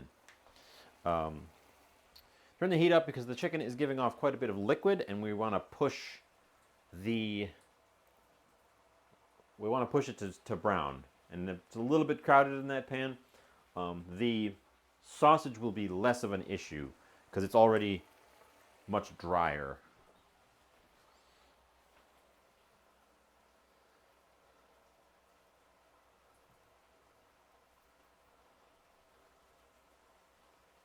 The issue is going to be getting the chicken out of there. We're not pushing it to plaid this time.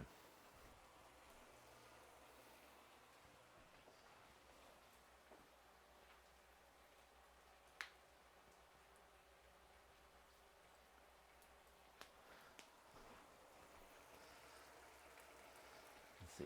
What order do I want to put things in the big pot is the question.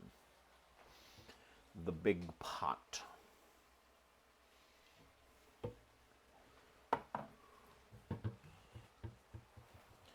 The shrimp's going to go in the soup part toward the end. The andouille is going to get cooked here.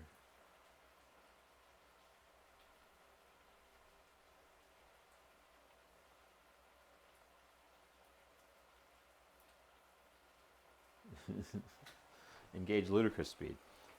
I hear they're making a sequel to that. After all this time. I don't know how I feel about that.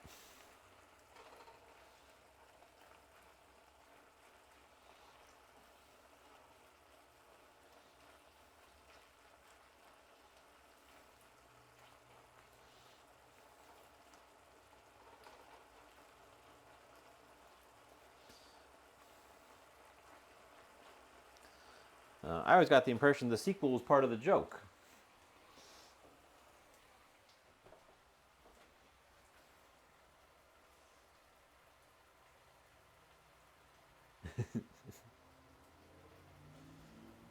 I thought that they should have gone with no 2, go right to 3, or heck, skip ahead a whole bunch. Pick a random number.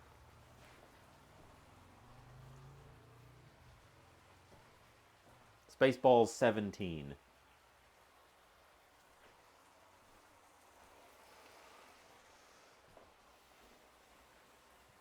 See, this part, the chicken, would cook better in the wok.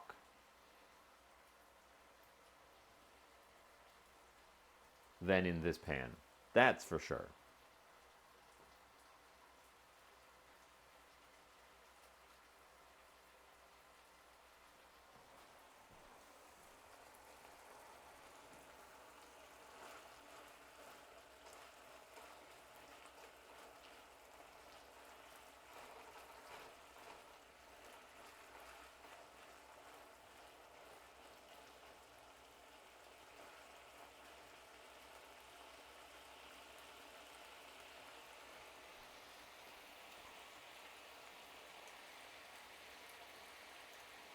The new one.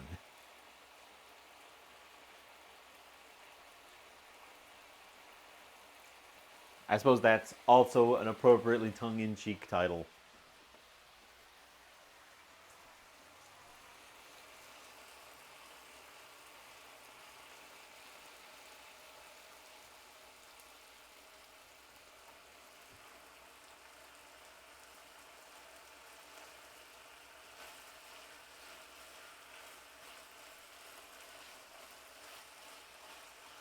I'm taking advantage of the slope on my cooktop to let the liquid fall to the left, well, away from camera for you, to give the chicken a little more of a drier cook and give that a little bit more of a chance to sizzle off.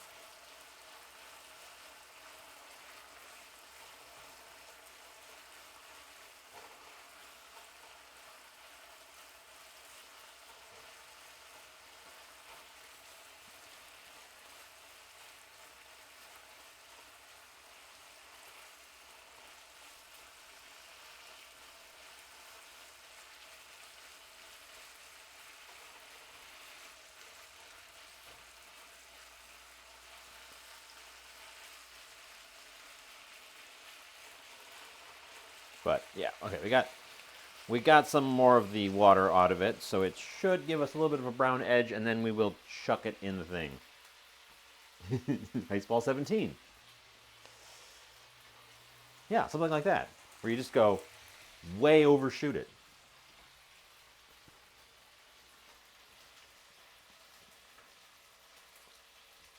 Like Naked Gun 33 and a third. I can't believe I missed the preceding 30 Naked Gun movies.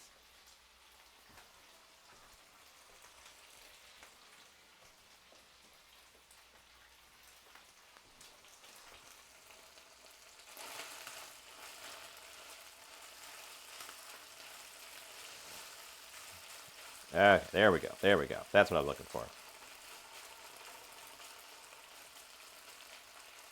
A harder fry. We're getting little bits of brown on the edges. I overcrowded my pan is what happened. That was going straight to video. Of course they did. But that 33rd and a third one,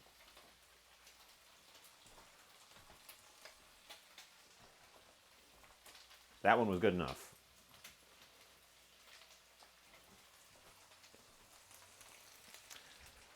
Okay.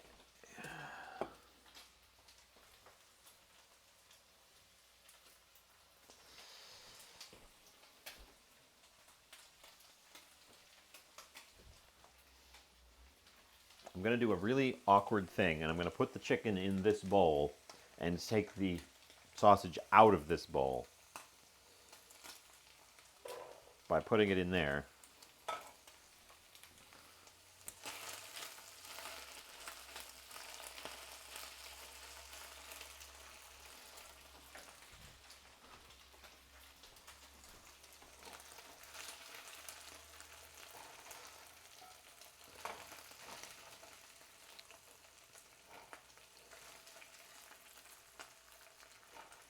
Because now this is a mixture of bacon fat and schmaltz. And we're going to add to it another fat because we're going to render some of the fat out of the sausage.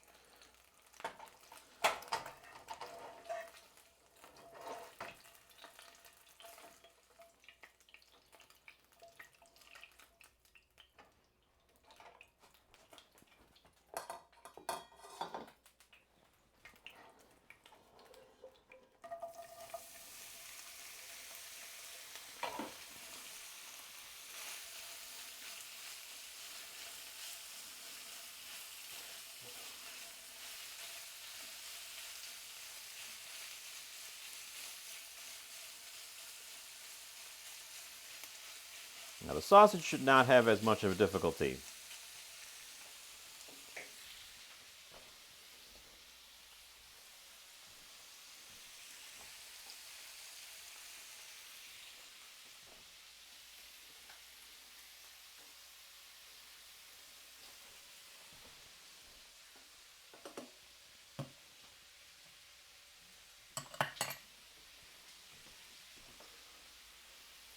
Oh, ba-bum, ba-bum, ba-bum. Heck, if I'm on long enough, maybe Shuffle rate us.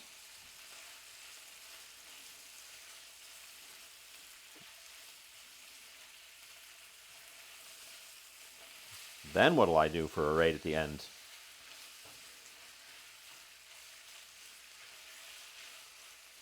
Yes, these are doing much better, much faster.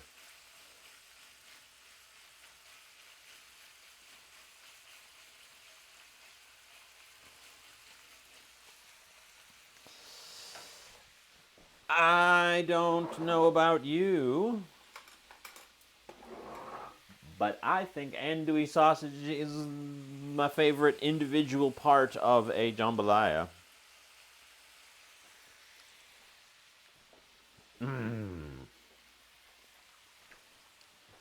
It's real good. It's real good.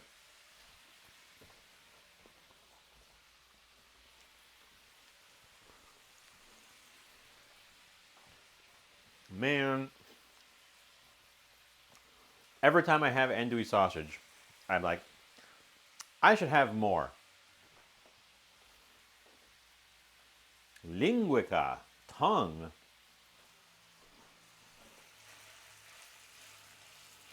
I don't think I've ever had jambalaya with tongue.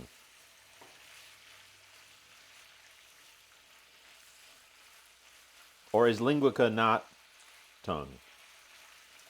Tongue sausage? Or is that the one that looks like a balls?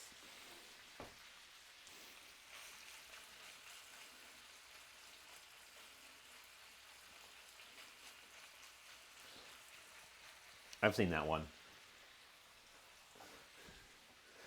Portuguese sausage. I know there's an Italian salami that boy does it boy does it have a look to it.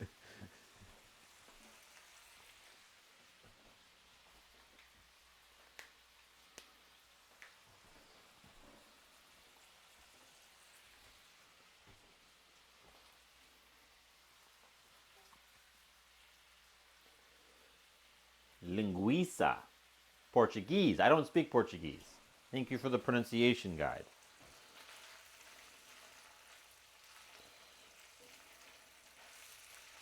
I'm unfamiliar.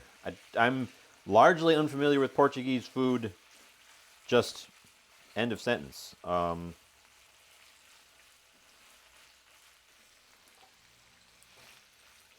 Maybe we should do a Portuguese day. Man, you can use andouille in everything. Chop it up, put it in your breakfast cereal. If and you ask me.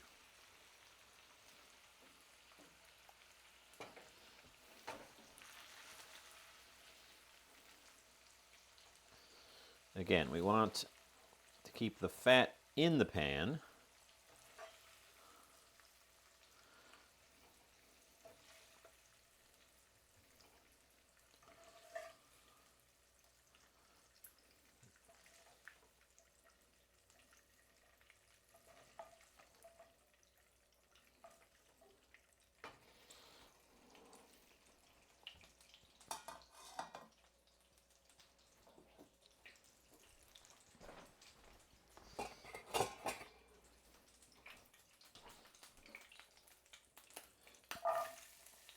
In with the carrots and some of the onions because they are getting caught in my hand as I'm grabbing carrots.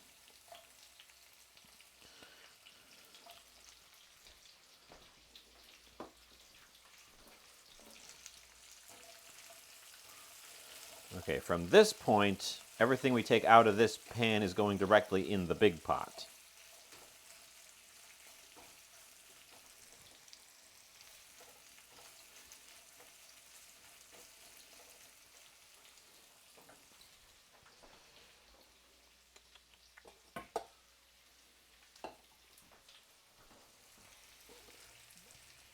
Which means the big pot is going to get turned on. Because we want things that would go in there to keep cooking, but only gently.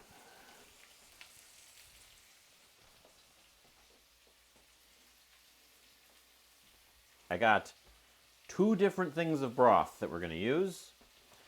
Both of them were on sale next to each other. Organic vegetable broth, no sodium added, 5-star taste, $1. And chicken broth from Zoop, also $1. Zoop is one of those premium organic brands that I don't buy because it's very expensive. And I've also heard from America's Test Kitchen, no less, that it's not actually all that good of chicken broth. It's low on flavor, which for my purposes today is not that bad because I'm putting a lot of flavor in this. But it kind of makes you feel like the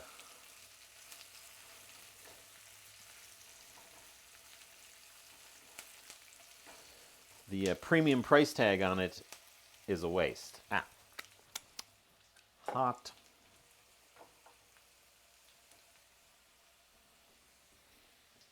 Otherwise, I've never had soup before. So we probably should give it a little bit of a taste just to see what it's like.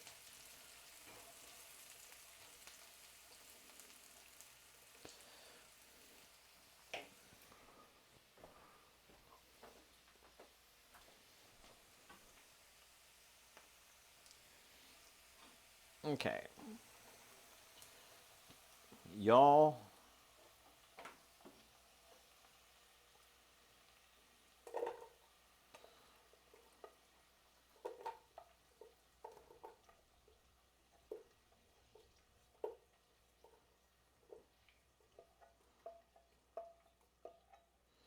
We lost a lot of the fat to the carrots.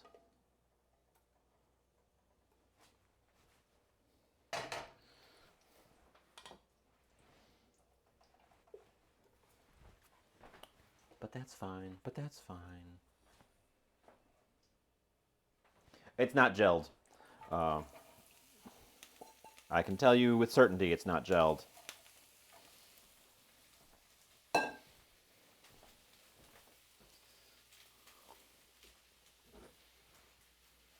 There go the bubbles. It's a very, like, cloudy color.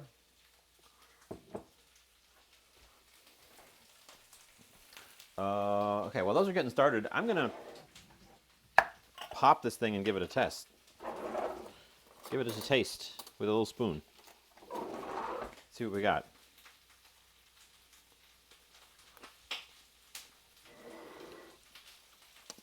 It tastes like chicken. Honestly, it tastes like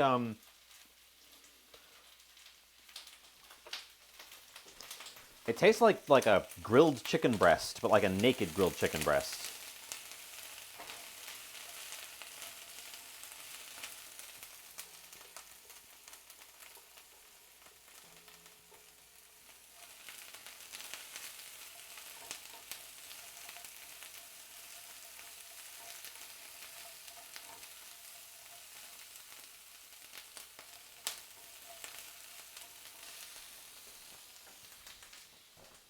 Which is not bad. It's not salty. It's got a lot of salt in it, but it doesn't taste salty.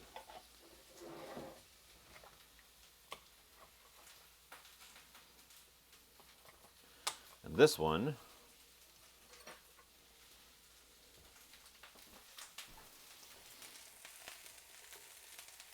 is difficult to pour.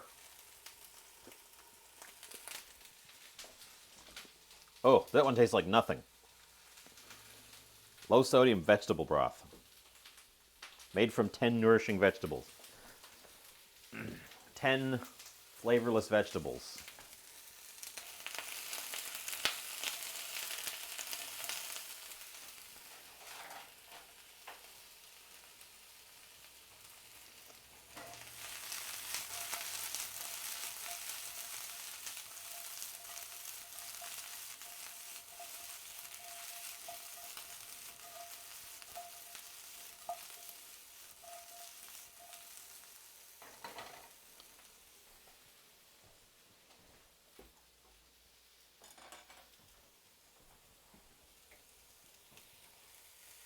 I've never found a store-bought chicken broth that, or broth of any kind, store-bought broth of any kind that's gelled.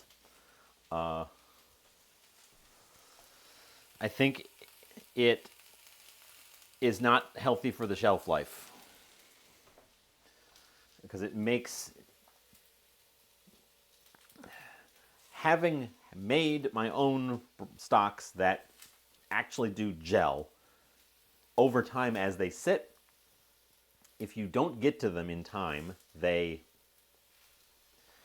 start to weep a little bit. I'm sure you can put something in them to stop that.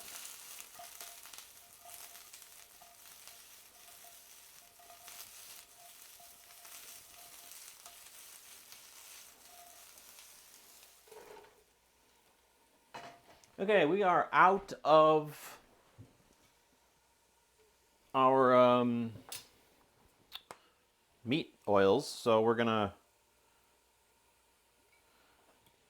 go back to sesame for the next bit.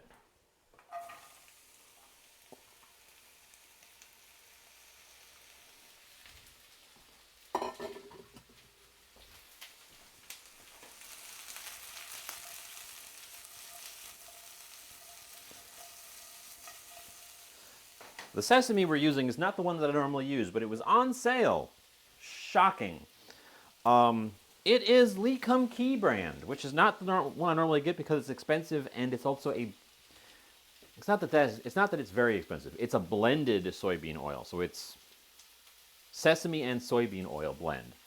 The one I usually get is just sesame. We've also got one here that's Kikkoman just sesame oil, 100% pure. So we're going to use up the sale one. Yes, sesame oil smells amazing. You don't typically use it in the frying stage because you do damage some of its aromatic elements by applying high heat. But sesame oil is big in Korean food. I'm actually going to give our onions a little salt. We don't want to go too hard on the salt at any stage of this.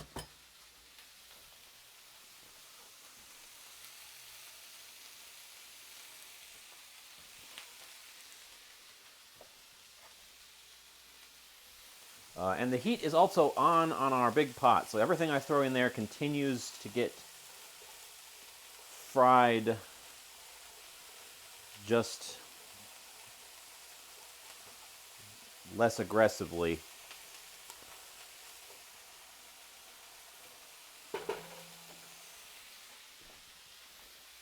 It does smell good. It smells like onions frying in sesame oil.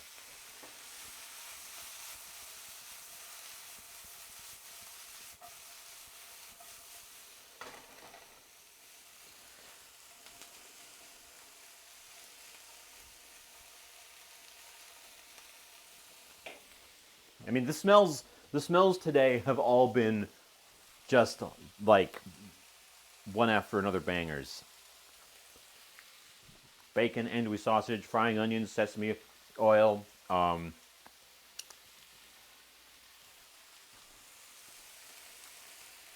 Even the chicken. Smelled very chickeny at the end there.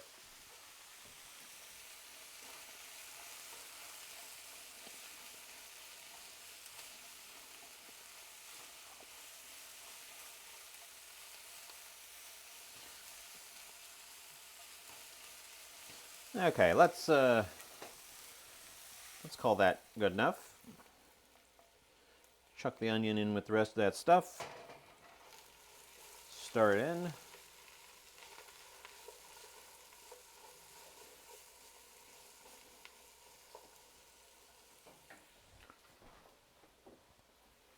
Freshen up the sesame oil again.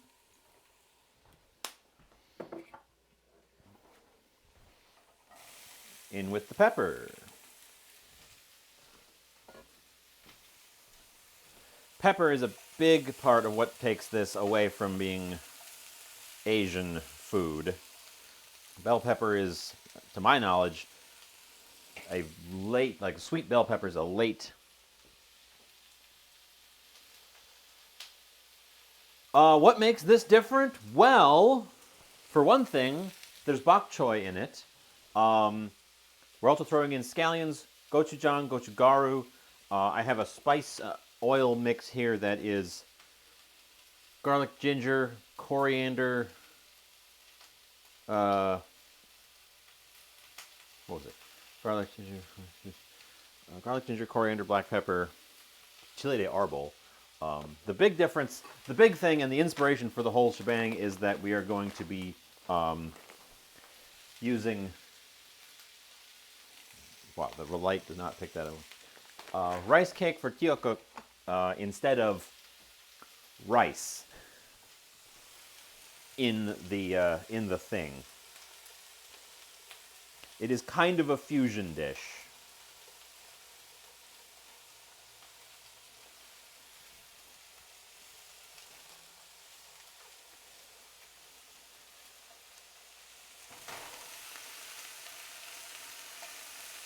We've also got a lot of sesame oil in it so far. Our main cooking oil, other than the rendered fats from the meats, are sesame oil.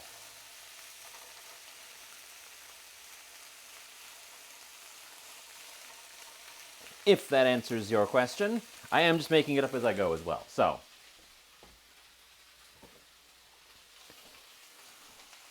they do. I agree. They also kind of look like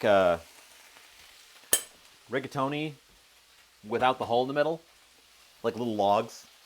These are the slice, the coin slice kind, which I think look like. I think these look like little radish medallions. This is the kind that's supposed to go in soups. Interesting to use sausage. Spam instead of sausage. I thought about that. I'm not doing that this time. I did think about that. Since I am still at this point planning now, and with the disruption to the schedule, I'm not sure when that'll happen. The spam taste test, I didn't want to do spam now and then spam later.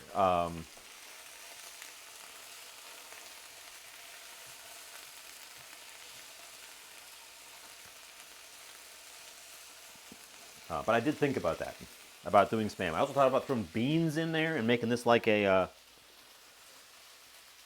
boudingue, the army stew with the beans and the hot dogs and the spam and the cheese in it.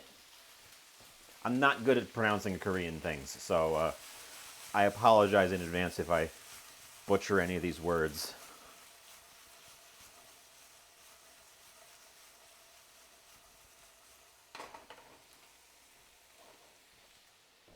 I'm also keeping my parts chunkier than I would if I was making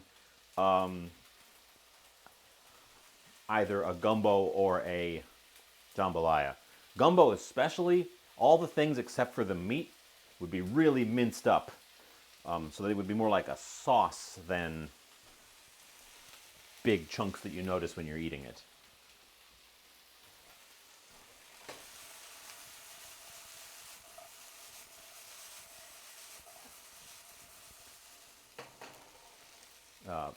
Bell pepper's a little bit too wet, I think, to get any decent browning. We're just getting it started on softening, getting some flavor. But we'll chuck that in as well.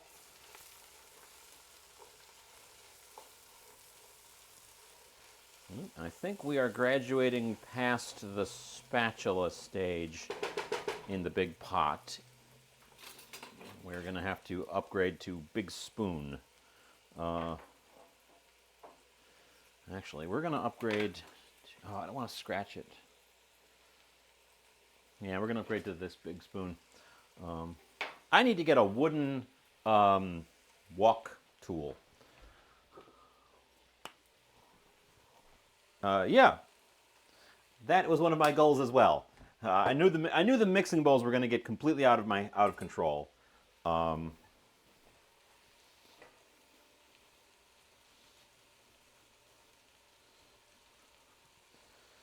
knew the mixing bowls were going to get completely out of control.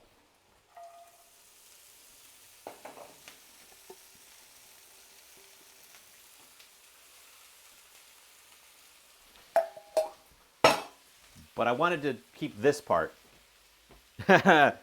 We've got a project today. Hi, Bookwoman. Welcome in.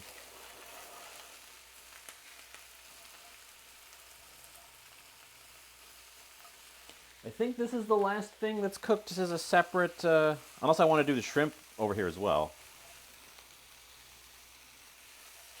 Realistically, you could throw all this in the big pot and not worry about browning individual parts of it.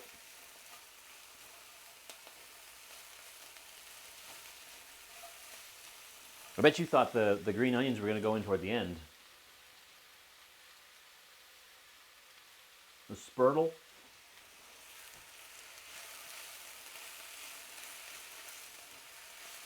We have to be more than halfway, Bob, because my microphone battery is not going to last 5 hours. It's only got a 4-hour life on it. When it was new.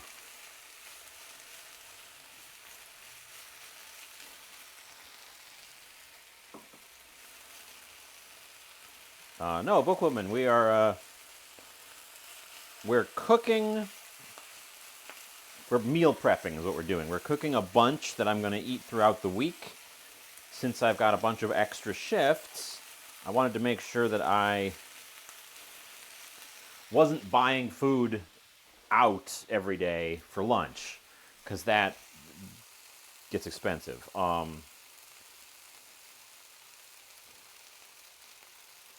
So we're making enough that I'll take it with me repeatedly. I'm actually going to put that part back in one of these bowls.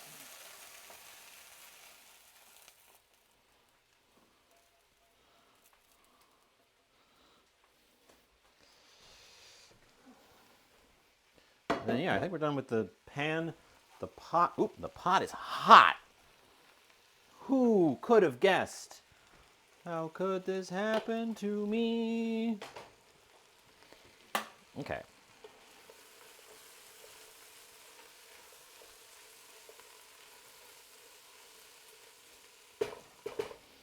Anyways, big guy's got more strength to him.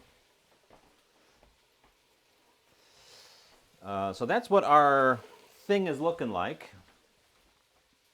And it is time now to start adding liquid.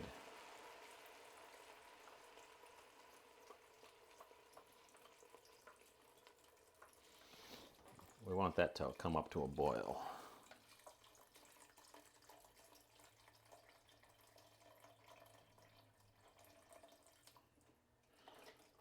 So, low sodium vegetable broth, $1. 5-star taste. I disagree.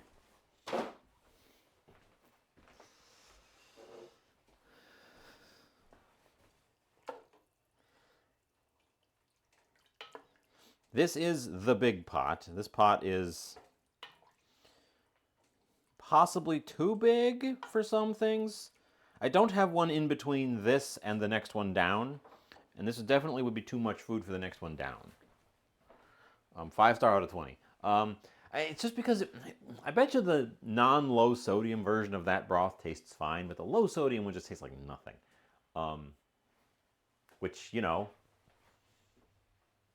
of course.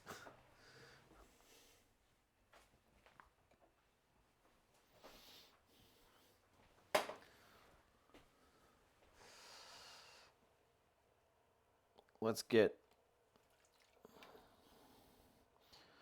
the gochujang in there. That's going to make this much more Korean.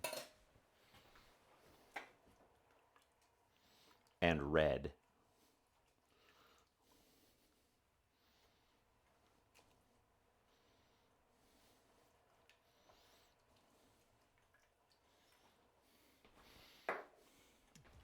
Oh yeah, and that reminds me, before I forget,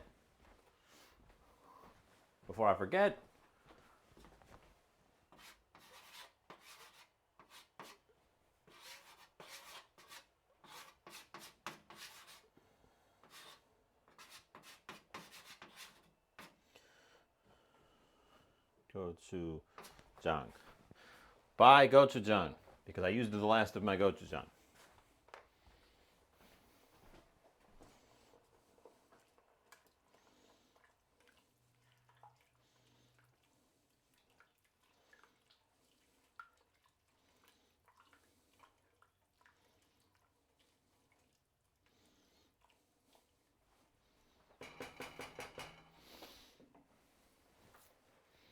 Okay.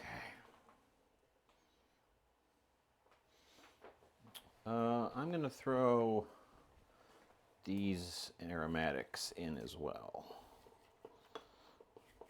You'll recall the aromatics: ginger, garlic, coriander, black pepper, and a couple of chili peppers fried in Oil.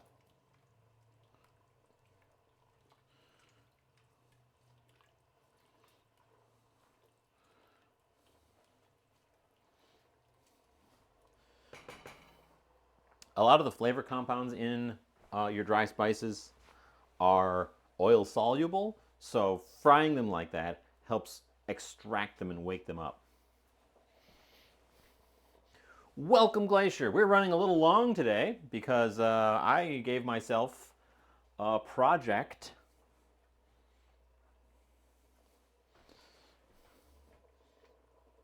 Throw in our gochugaru, smoked paprika, and oregano.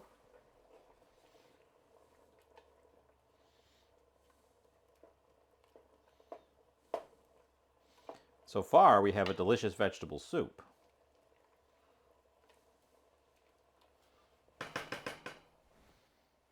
Put that here.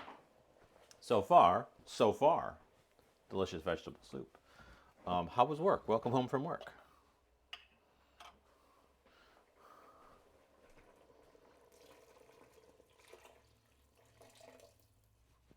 In goes the entire chicken broth.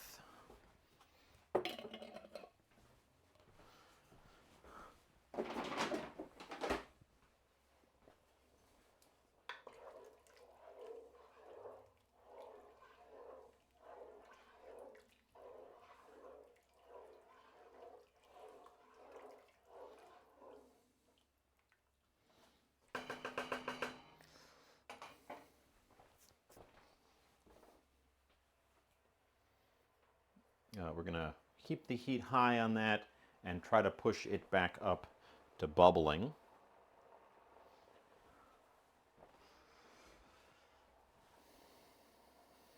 Now, I will say, I don't think Zoop was the best chicken broth I've had. It wasn't bad. It was very chickeny, but like very just chickeny. Which most broths aren't just the thing that they're named for. They've got the other flavor compound. They've got onion and carrot and celery and stuff in there. So if you didn't know that it just tastes like just chicken and tried to use it, you would get a kind of a flat, flavorless result and not be sure why.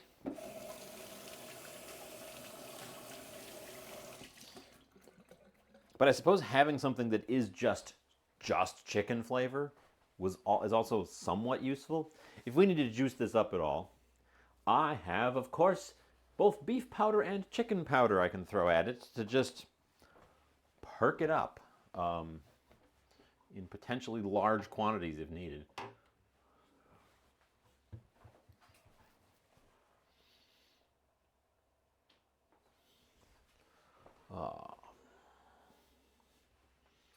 Let's give it a stir.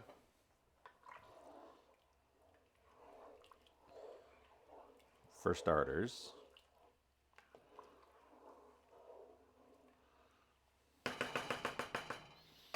And then we'll taste the broth, see what we're working with.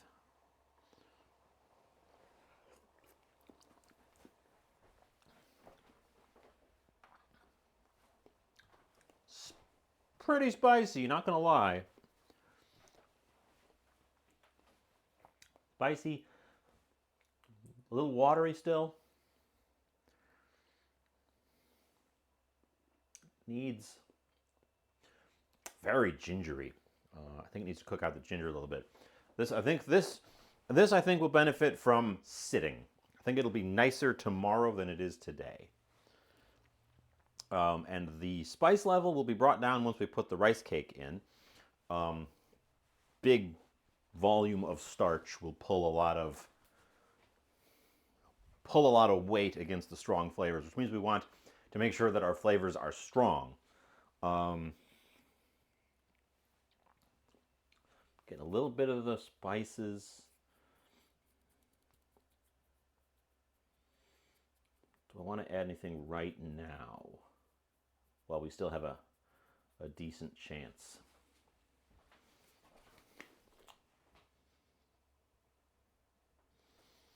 We're going to add some smoked paprika.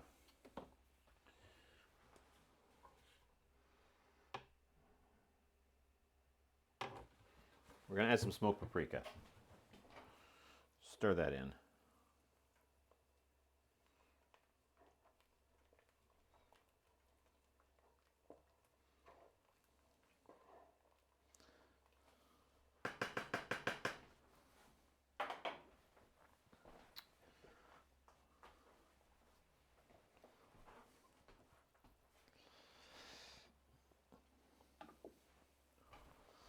Let's throw in all the meat and the accompanying meat drip.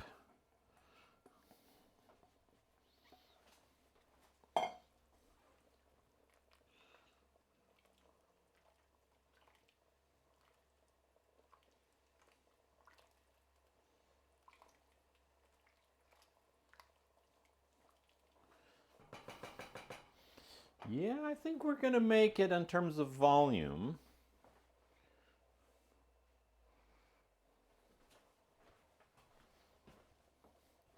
Should we throw the bacon bits in, let them infuse, or just just crunch on some bacon bits? Man, why's bacon got to be so good?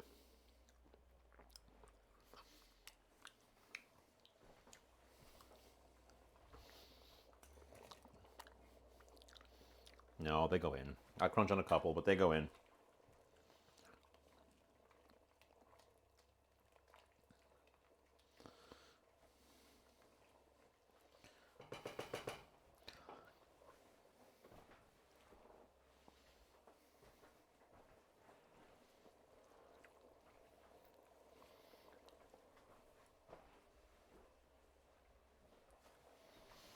We're at a boil.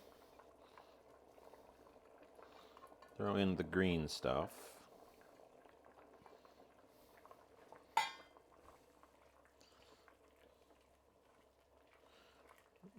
Maybe I should have held off on throwing in the green stuff until later.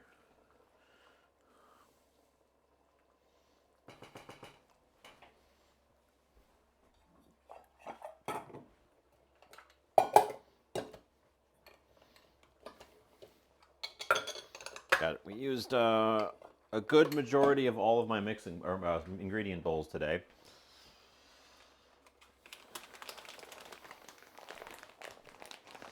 We are back up to a full boil.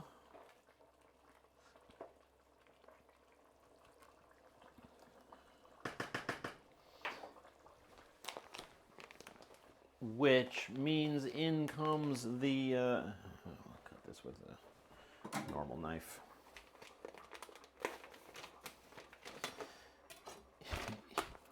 In comes the entire reason I did this.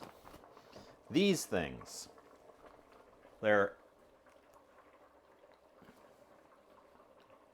really hard.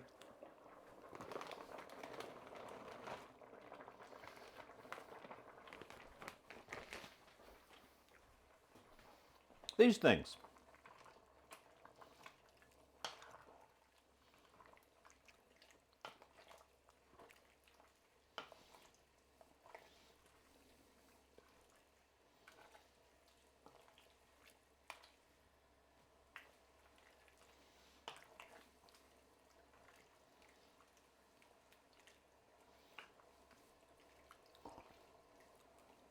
I just ate one uncooked. I can tell you that they're unpleasant. But when they're cooked, they become delicious and bouncy and chewy.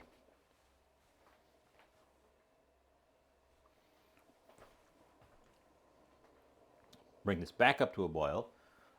They should honestly cook pretty quickly. These are thinner cut than the normal little like log shaped ones, the ones that look like little string cheeses.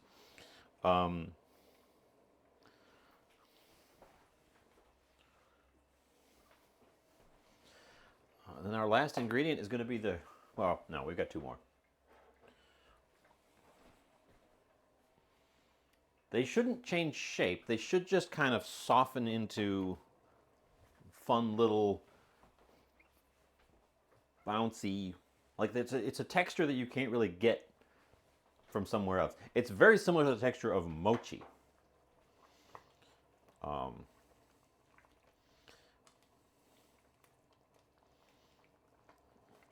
and normally they take several minutes to cook, the log-shaped ones, but these coin-shaped ones should go much faster. In fact, I already think that they're softened. Let's fish one out to check. They're slippery. Yeah. Yeah, they're already softened. So,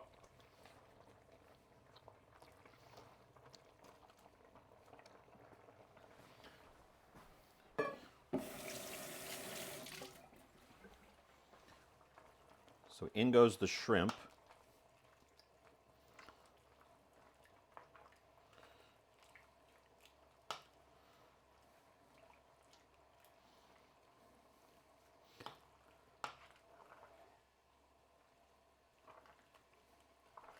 Oops. Well, you didn't see that.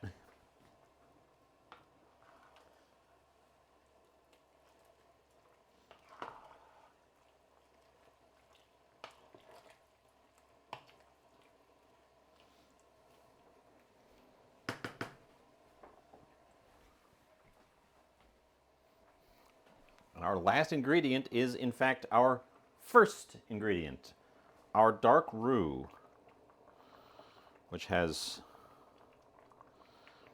separated and hardened a bit.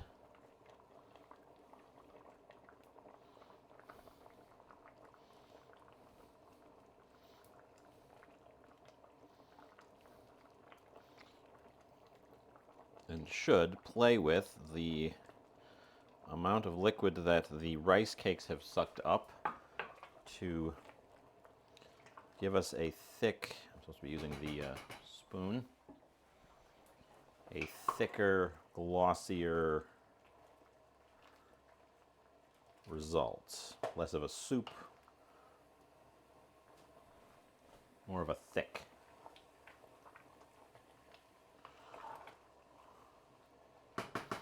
I'll tell you what we're going to do. We're going to get this guy, because he can scoop to the bottom, really turn over the thing here.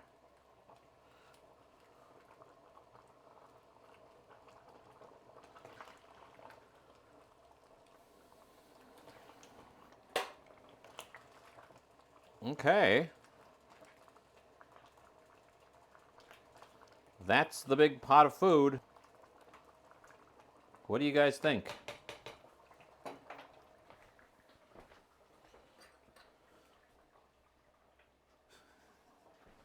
Oh, we're on tasting duty right now.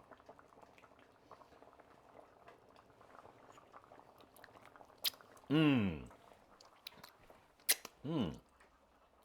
What does it need? What does it need? I think I'm going to give it actually a little bit of our chicken powder.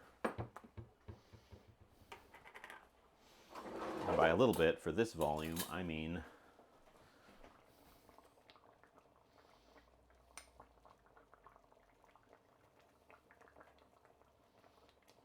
a big scoop. I think it needs salt. And I didn't want to just add flat salt.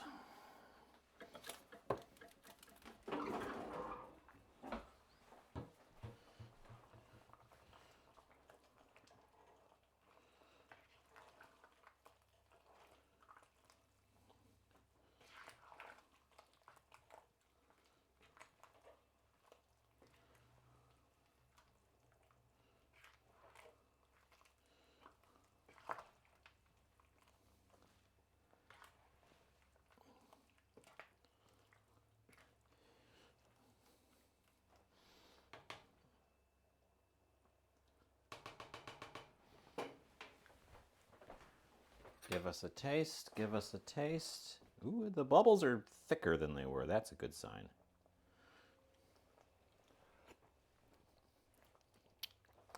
Mmm. Mmm. Ooh, it's deep.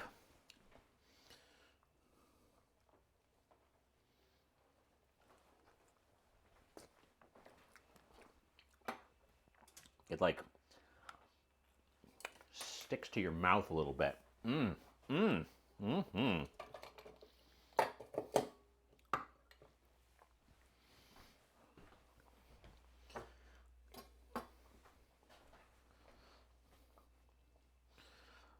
I turned the heat off. The bubbles are slow.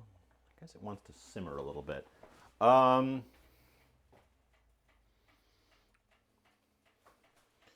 it's got rice thingies in it. I don't know that there's anything else I want to add to it. I think it's done, and I think meddling with it at this stage is asking for trouble. The only thing it doesn't really have is a lot of sweetness.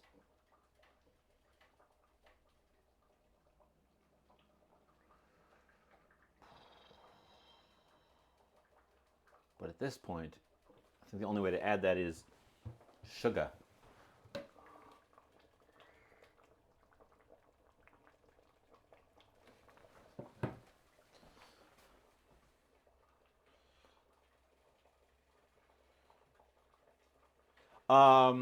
Yeah, I can cut some fresh green onions over the top when plated. I have lots of green onions. It's green onion season after all.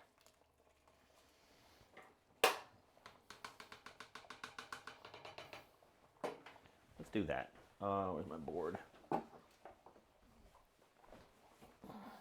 And my towel.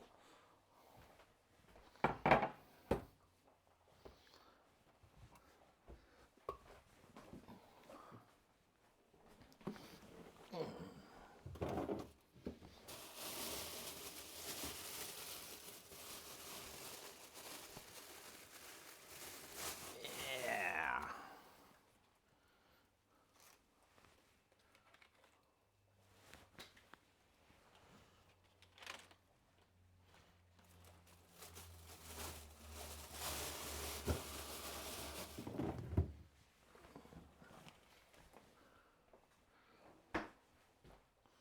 Okay, so we'll let that sit over there for a minute. We'll cut a green onion.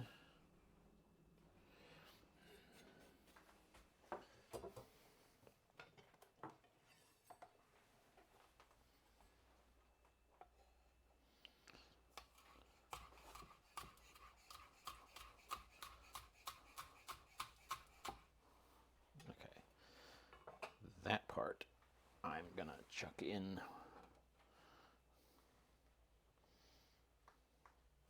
I'm gonna quietly throw in the pot. That part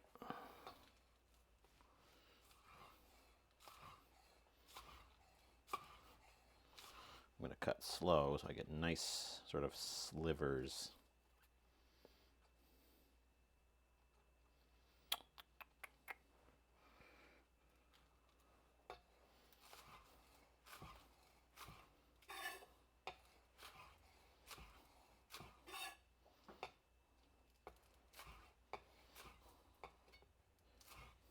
I switched knives because this knife is sharper than that knife, and for getting the nice slivers of scallion for a topping, I want the sharper knife.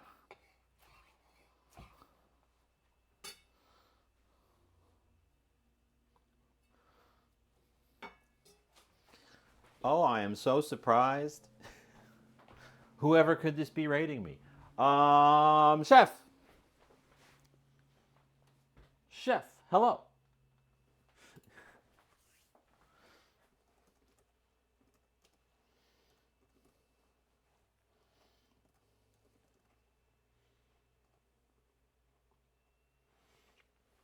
What were you guys cooking? What was going on your end? Hello, hello, welcome, welcome. Everyone who was already here, I'm sure you already know Chef and don't need any introductions, but just in case, Chef de Partie is the chat persona of Room and Board. cooking channel extraordinaire over on the other end of this old twitch.tv. Oh, I should look at my big face. My big face. What were you guys cooking? Monday cottage pies with chicken. I'm taking a leaf out of your book for a change and am meal prepping, which is why, oops, there's a gigantic pot of stew over here. I have made a Korean slash Cajun soup. I called it Korean Jambalaya, and then I said bye gochujang because I used all of my gochujang. The gentle bubbling is because the burner is completely off.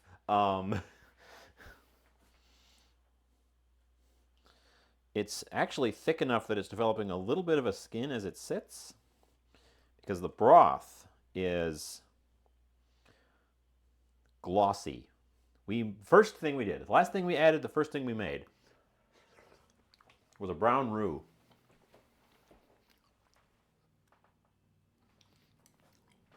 So in there are a dark brown roux, bok choy, carrot, onion, celery, garlic, ginger, coriander, black pepper, chile de arbol, gochujang, scallions.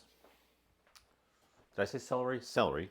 Bell peppers, red and green bell peppers, chicken thighs, andouille sausage, shrimp,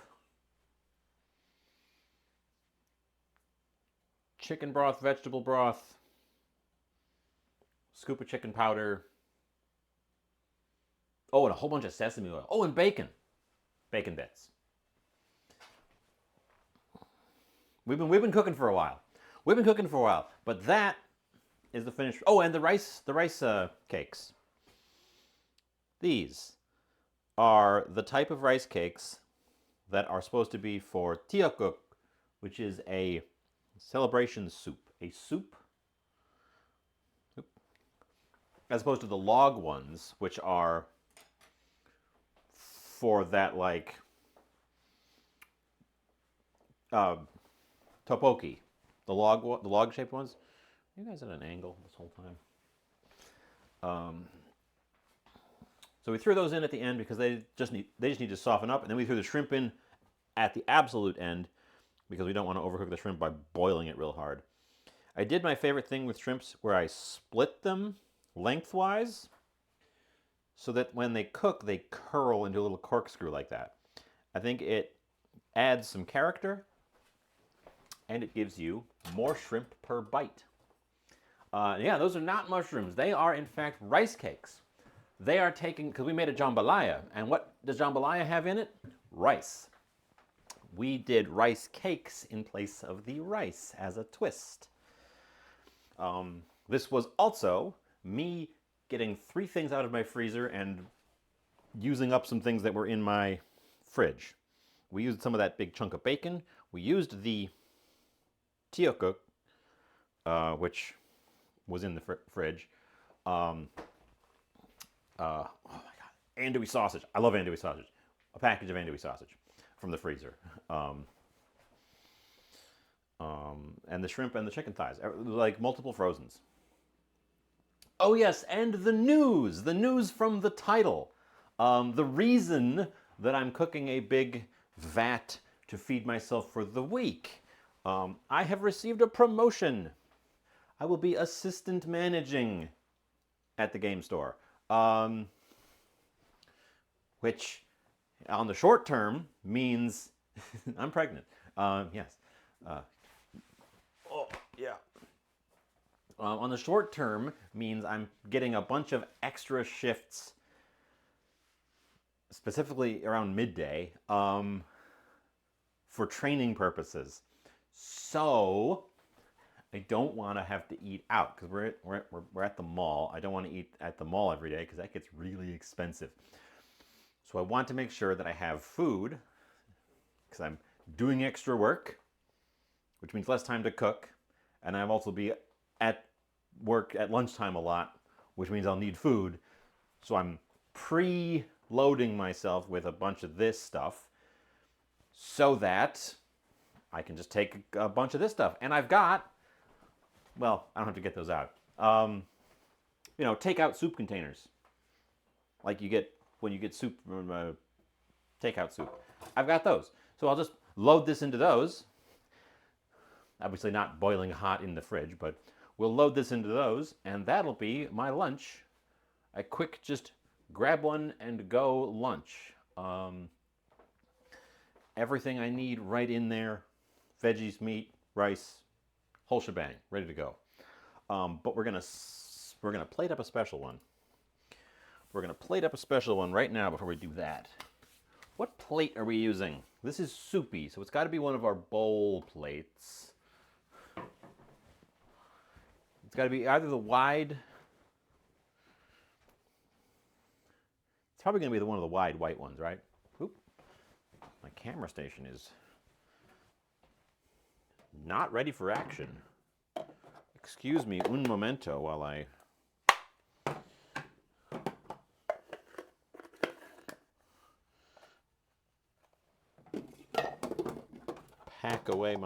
pack away some things here real quick. It was suggested that I could put Spam in the mix as a Spam jambalaya, since Spam is used in Korean cuisine more than a bit. But having not done my spam off, I opted not to do that.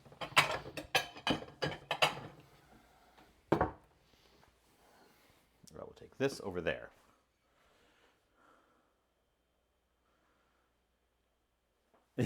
Yes, the fancy one with the little tiny, the itty bitty little thing in the middle and there's a huge brim. Yeah, yeah. Sure, Bob. Sure. Oh, you've got to see me dig it out. That roux did a really good job of giving us like a thick, glossy sauce.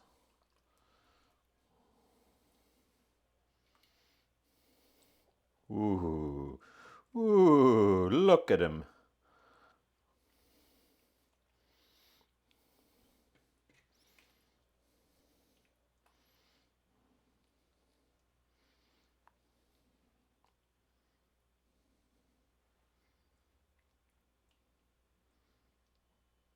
Ooh, look at him.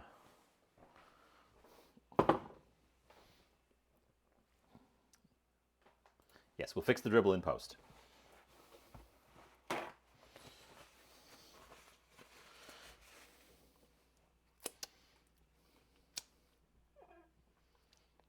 We'll fix the dribble with my finger because the dribble is delicious.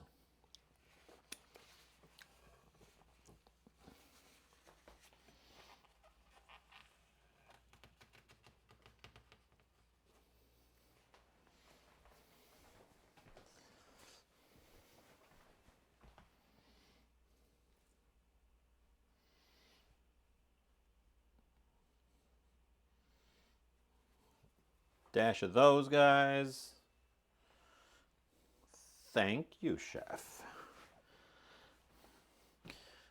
Dash of those guys. We go take a photo. Let's go take a photo.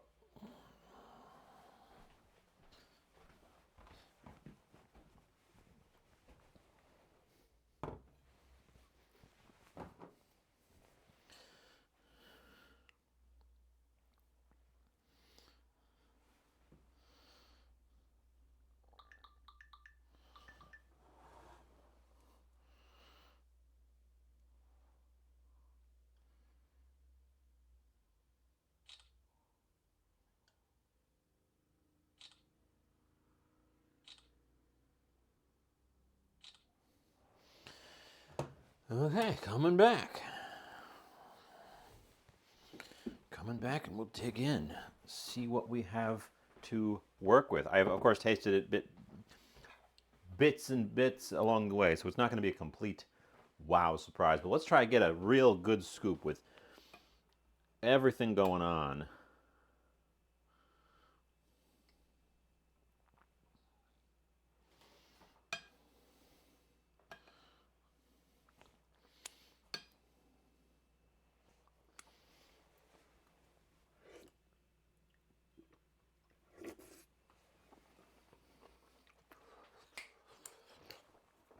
It's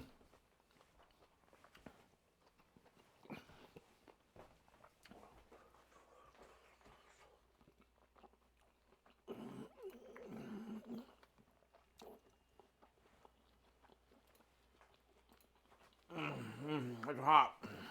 It's hot.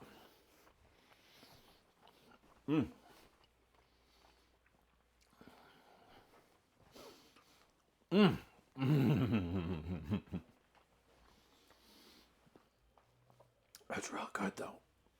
It's spicy too. It's hot heat and spicy heat. It's both of them. This is gonna be a good one.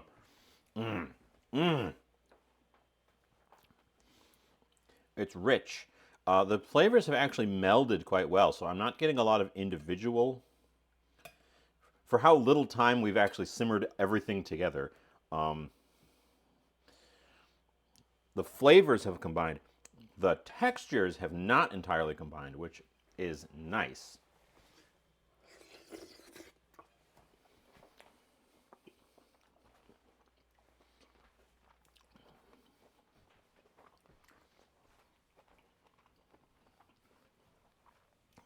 There's a lot of character in the texture. The rice cakes are slightly chewy, bouncy. They have a almost slipperiness texture.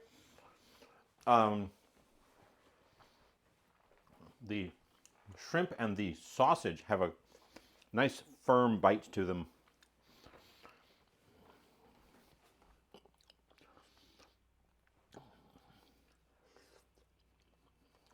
The chicken basically falls apart when you put your teeth through it. The bok choy still has a little bit of a vegetal crunch right in that core bit, as do the carrots.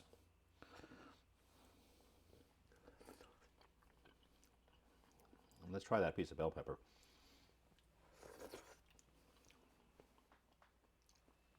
But their bell pepper's pretty much cooked out. I think the carrot could have been ever so slightly thicker so that it held up a little bit more.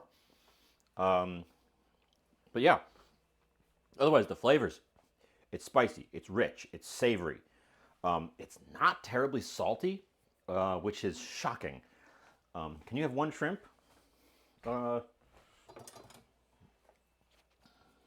Sure.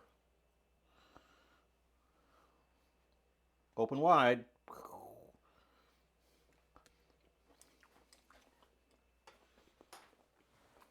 Do I like the spice? Is it too much?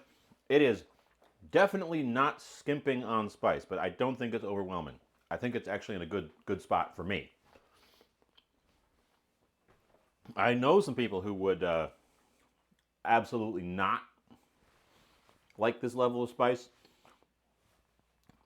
We'll see when I get to the end of a full bowl if I still feel the same. At the moment, at the start of the full bowl, I'm like, yes, a good sort of warming burn, not a exploding heat.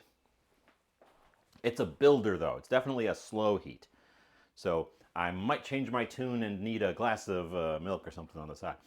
It's not blow your head off spicy, but by the end of the bowl, it might be a bit warm. Yeah, well, it's a very good. There's so much of it. There's so much of it. The pot's more than half full. That's the big stock pot. That's my largest pot. If we got any bigger than this, we can't cook it. Keep your thumbs on standby. That is also a thought. I may end up taking an antacid this evening just to hedge my bets, even if I don't feel quite acidy, just in case. Oh, it's good though. I could see this being served. It's already got the rice in there. I would put like a crusty bread on the side. Because that's what it doesn't have, is like a crunchy texture. It's got all the other textures, but not like a crunch. So a crusty bread, I think, would be really good on the side. Um, that's all right. We still have monkfish. Oh, we've got so many things. Um, Next time I'm about to buy meat and to put in the freezer, slap me. Um, anyways, it's really good. It's really tasty. All the things are cut small enough that I can get pieces in pretty much every scoop, but they're big enough that every scoop's going to be a little bit different.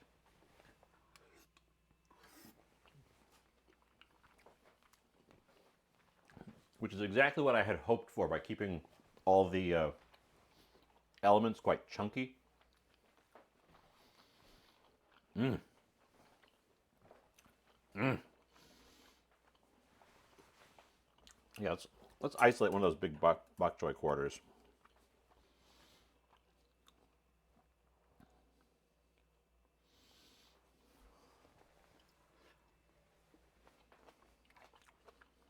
Mmm. There's your sweetness. It still has some of that vegetable crunch to it. The core, the middle bit, still pretty much tastes like bok choy. Um, it's tender, but it's got that. This is baby bok choy, so it's got that. It's got that sweetness. Again, different texture, different flavor. Every bite is a little bit different. It's exactly what we were shooting for. Uh, our sauce isn't quite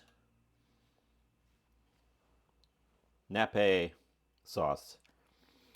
It's more of like a rich broth.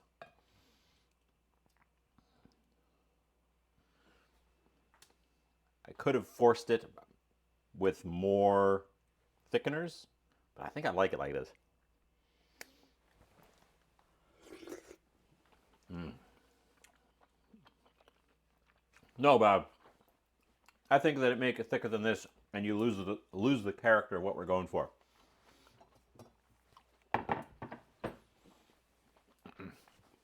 This is also one of the things I think is going to be even better letting it sit overnight. Let all those things really get to know each other, really settle in. Mm. Mm.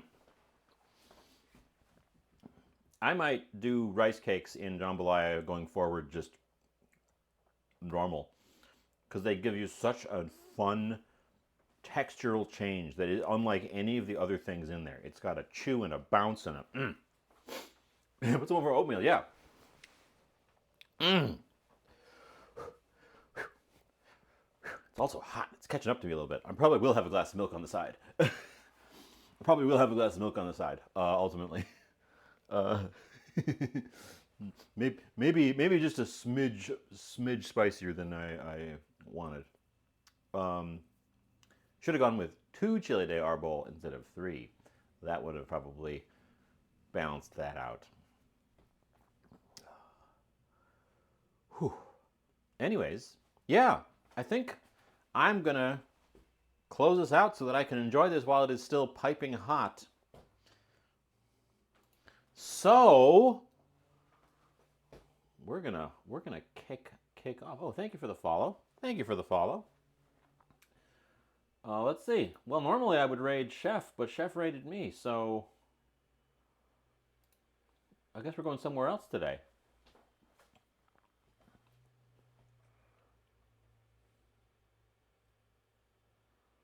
We go see Earth Toast. Haven't been to Earth Toast in a while.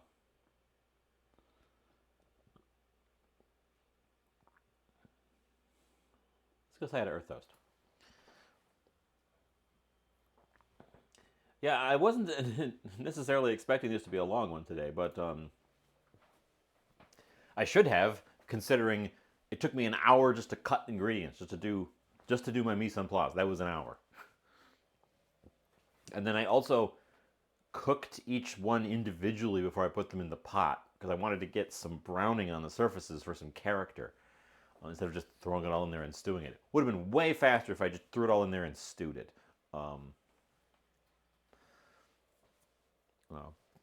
Would have also been a one-pot meal if I did that. As it is, it's a two-pot meal because we had one frying pan and one big stock pot. But that's still pretty good. Granted, 1, 2, 3, 4, 5, 6, 7, 8, 9, 10, 11, 12, 13, 14, 15. 15 ingredient bowls went into this. So that's a thing.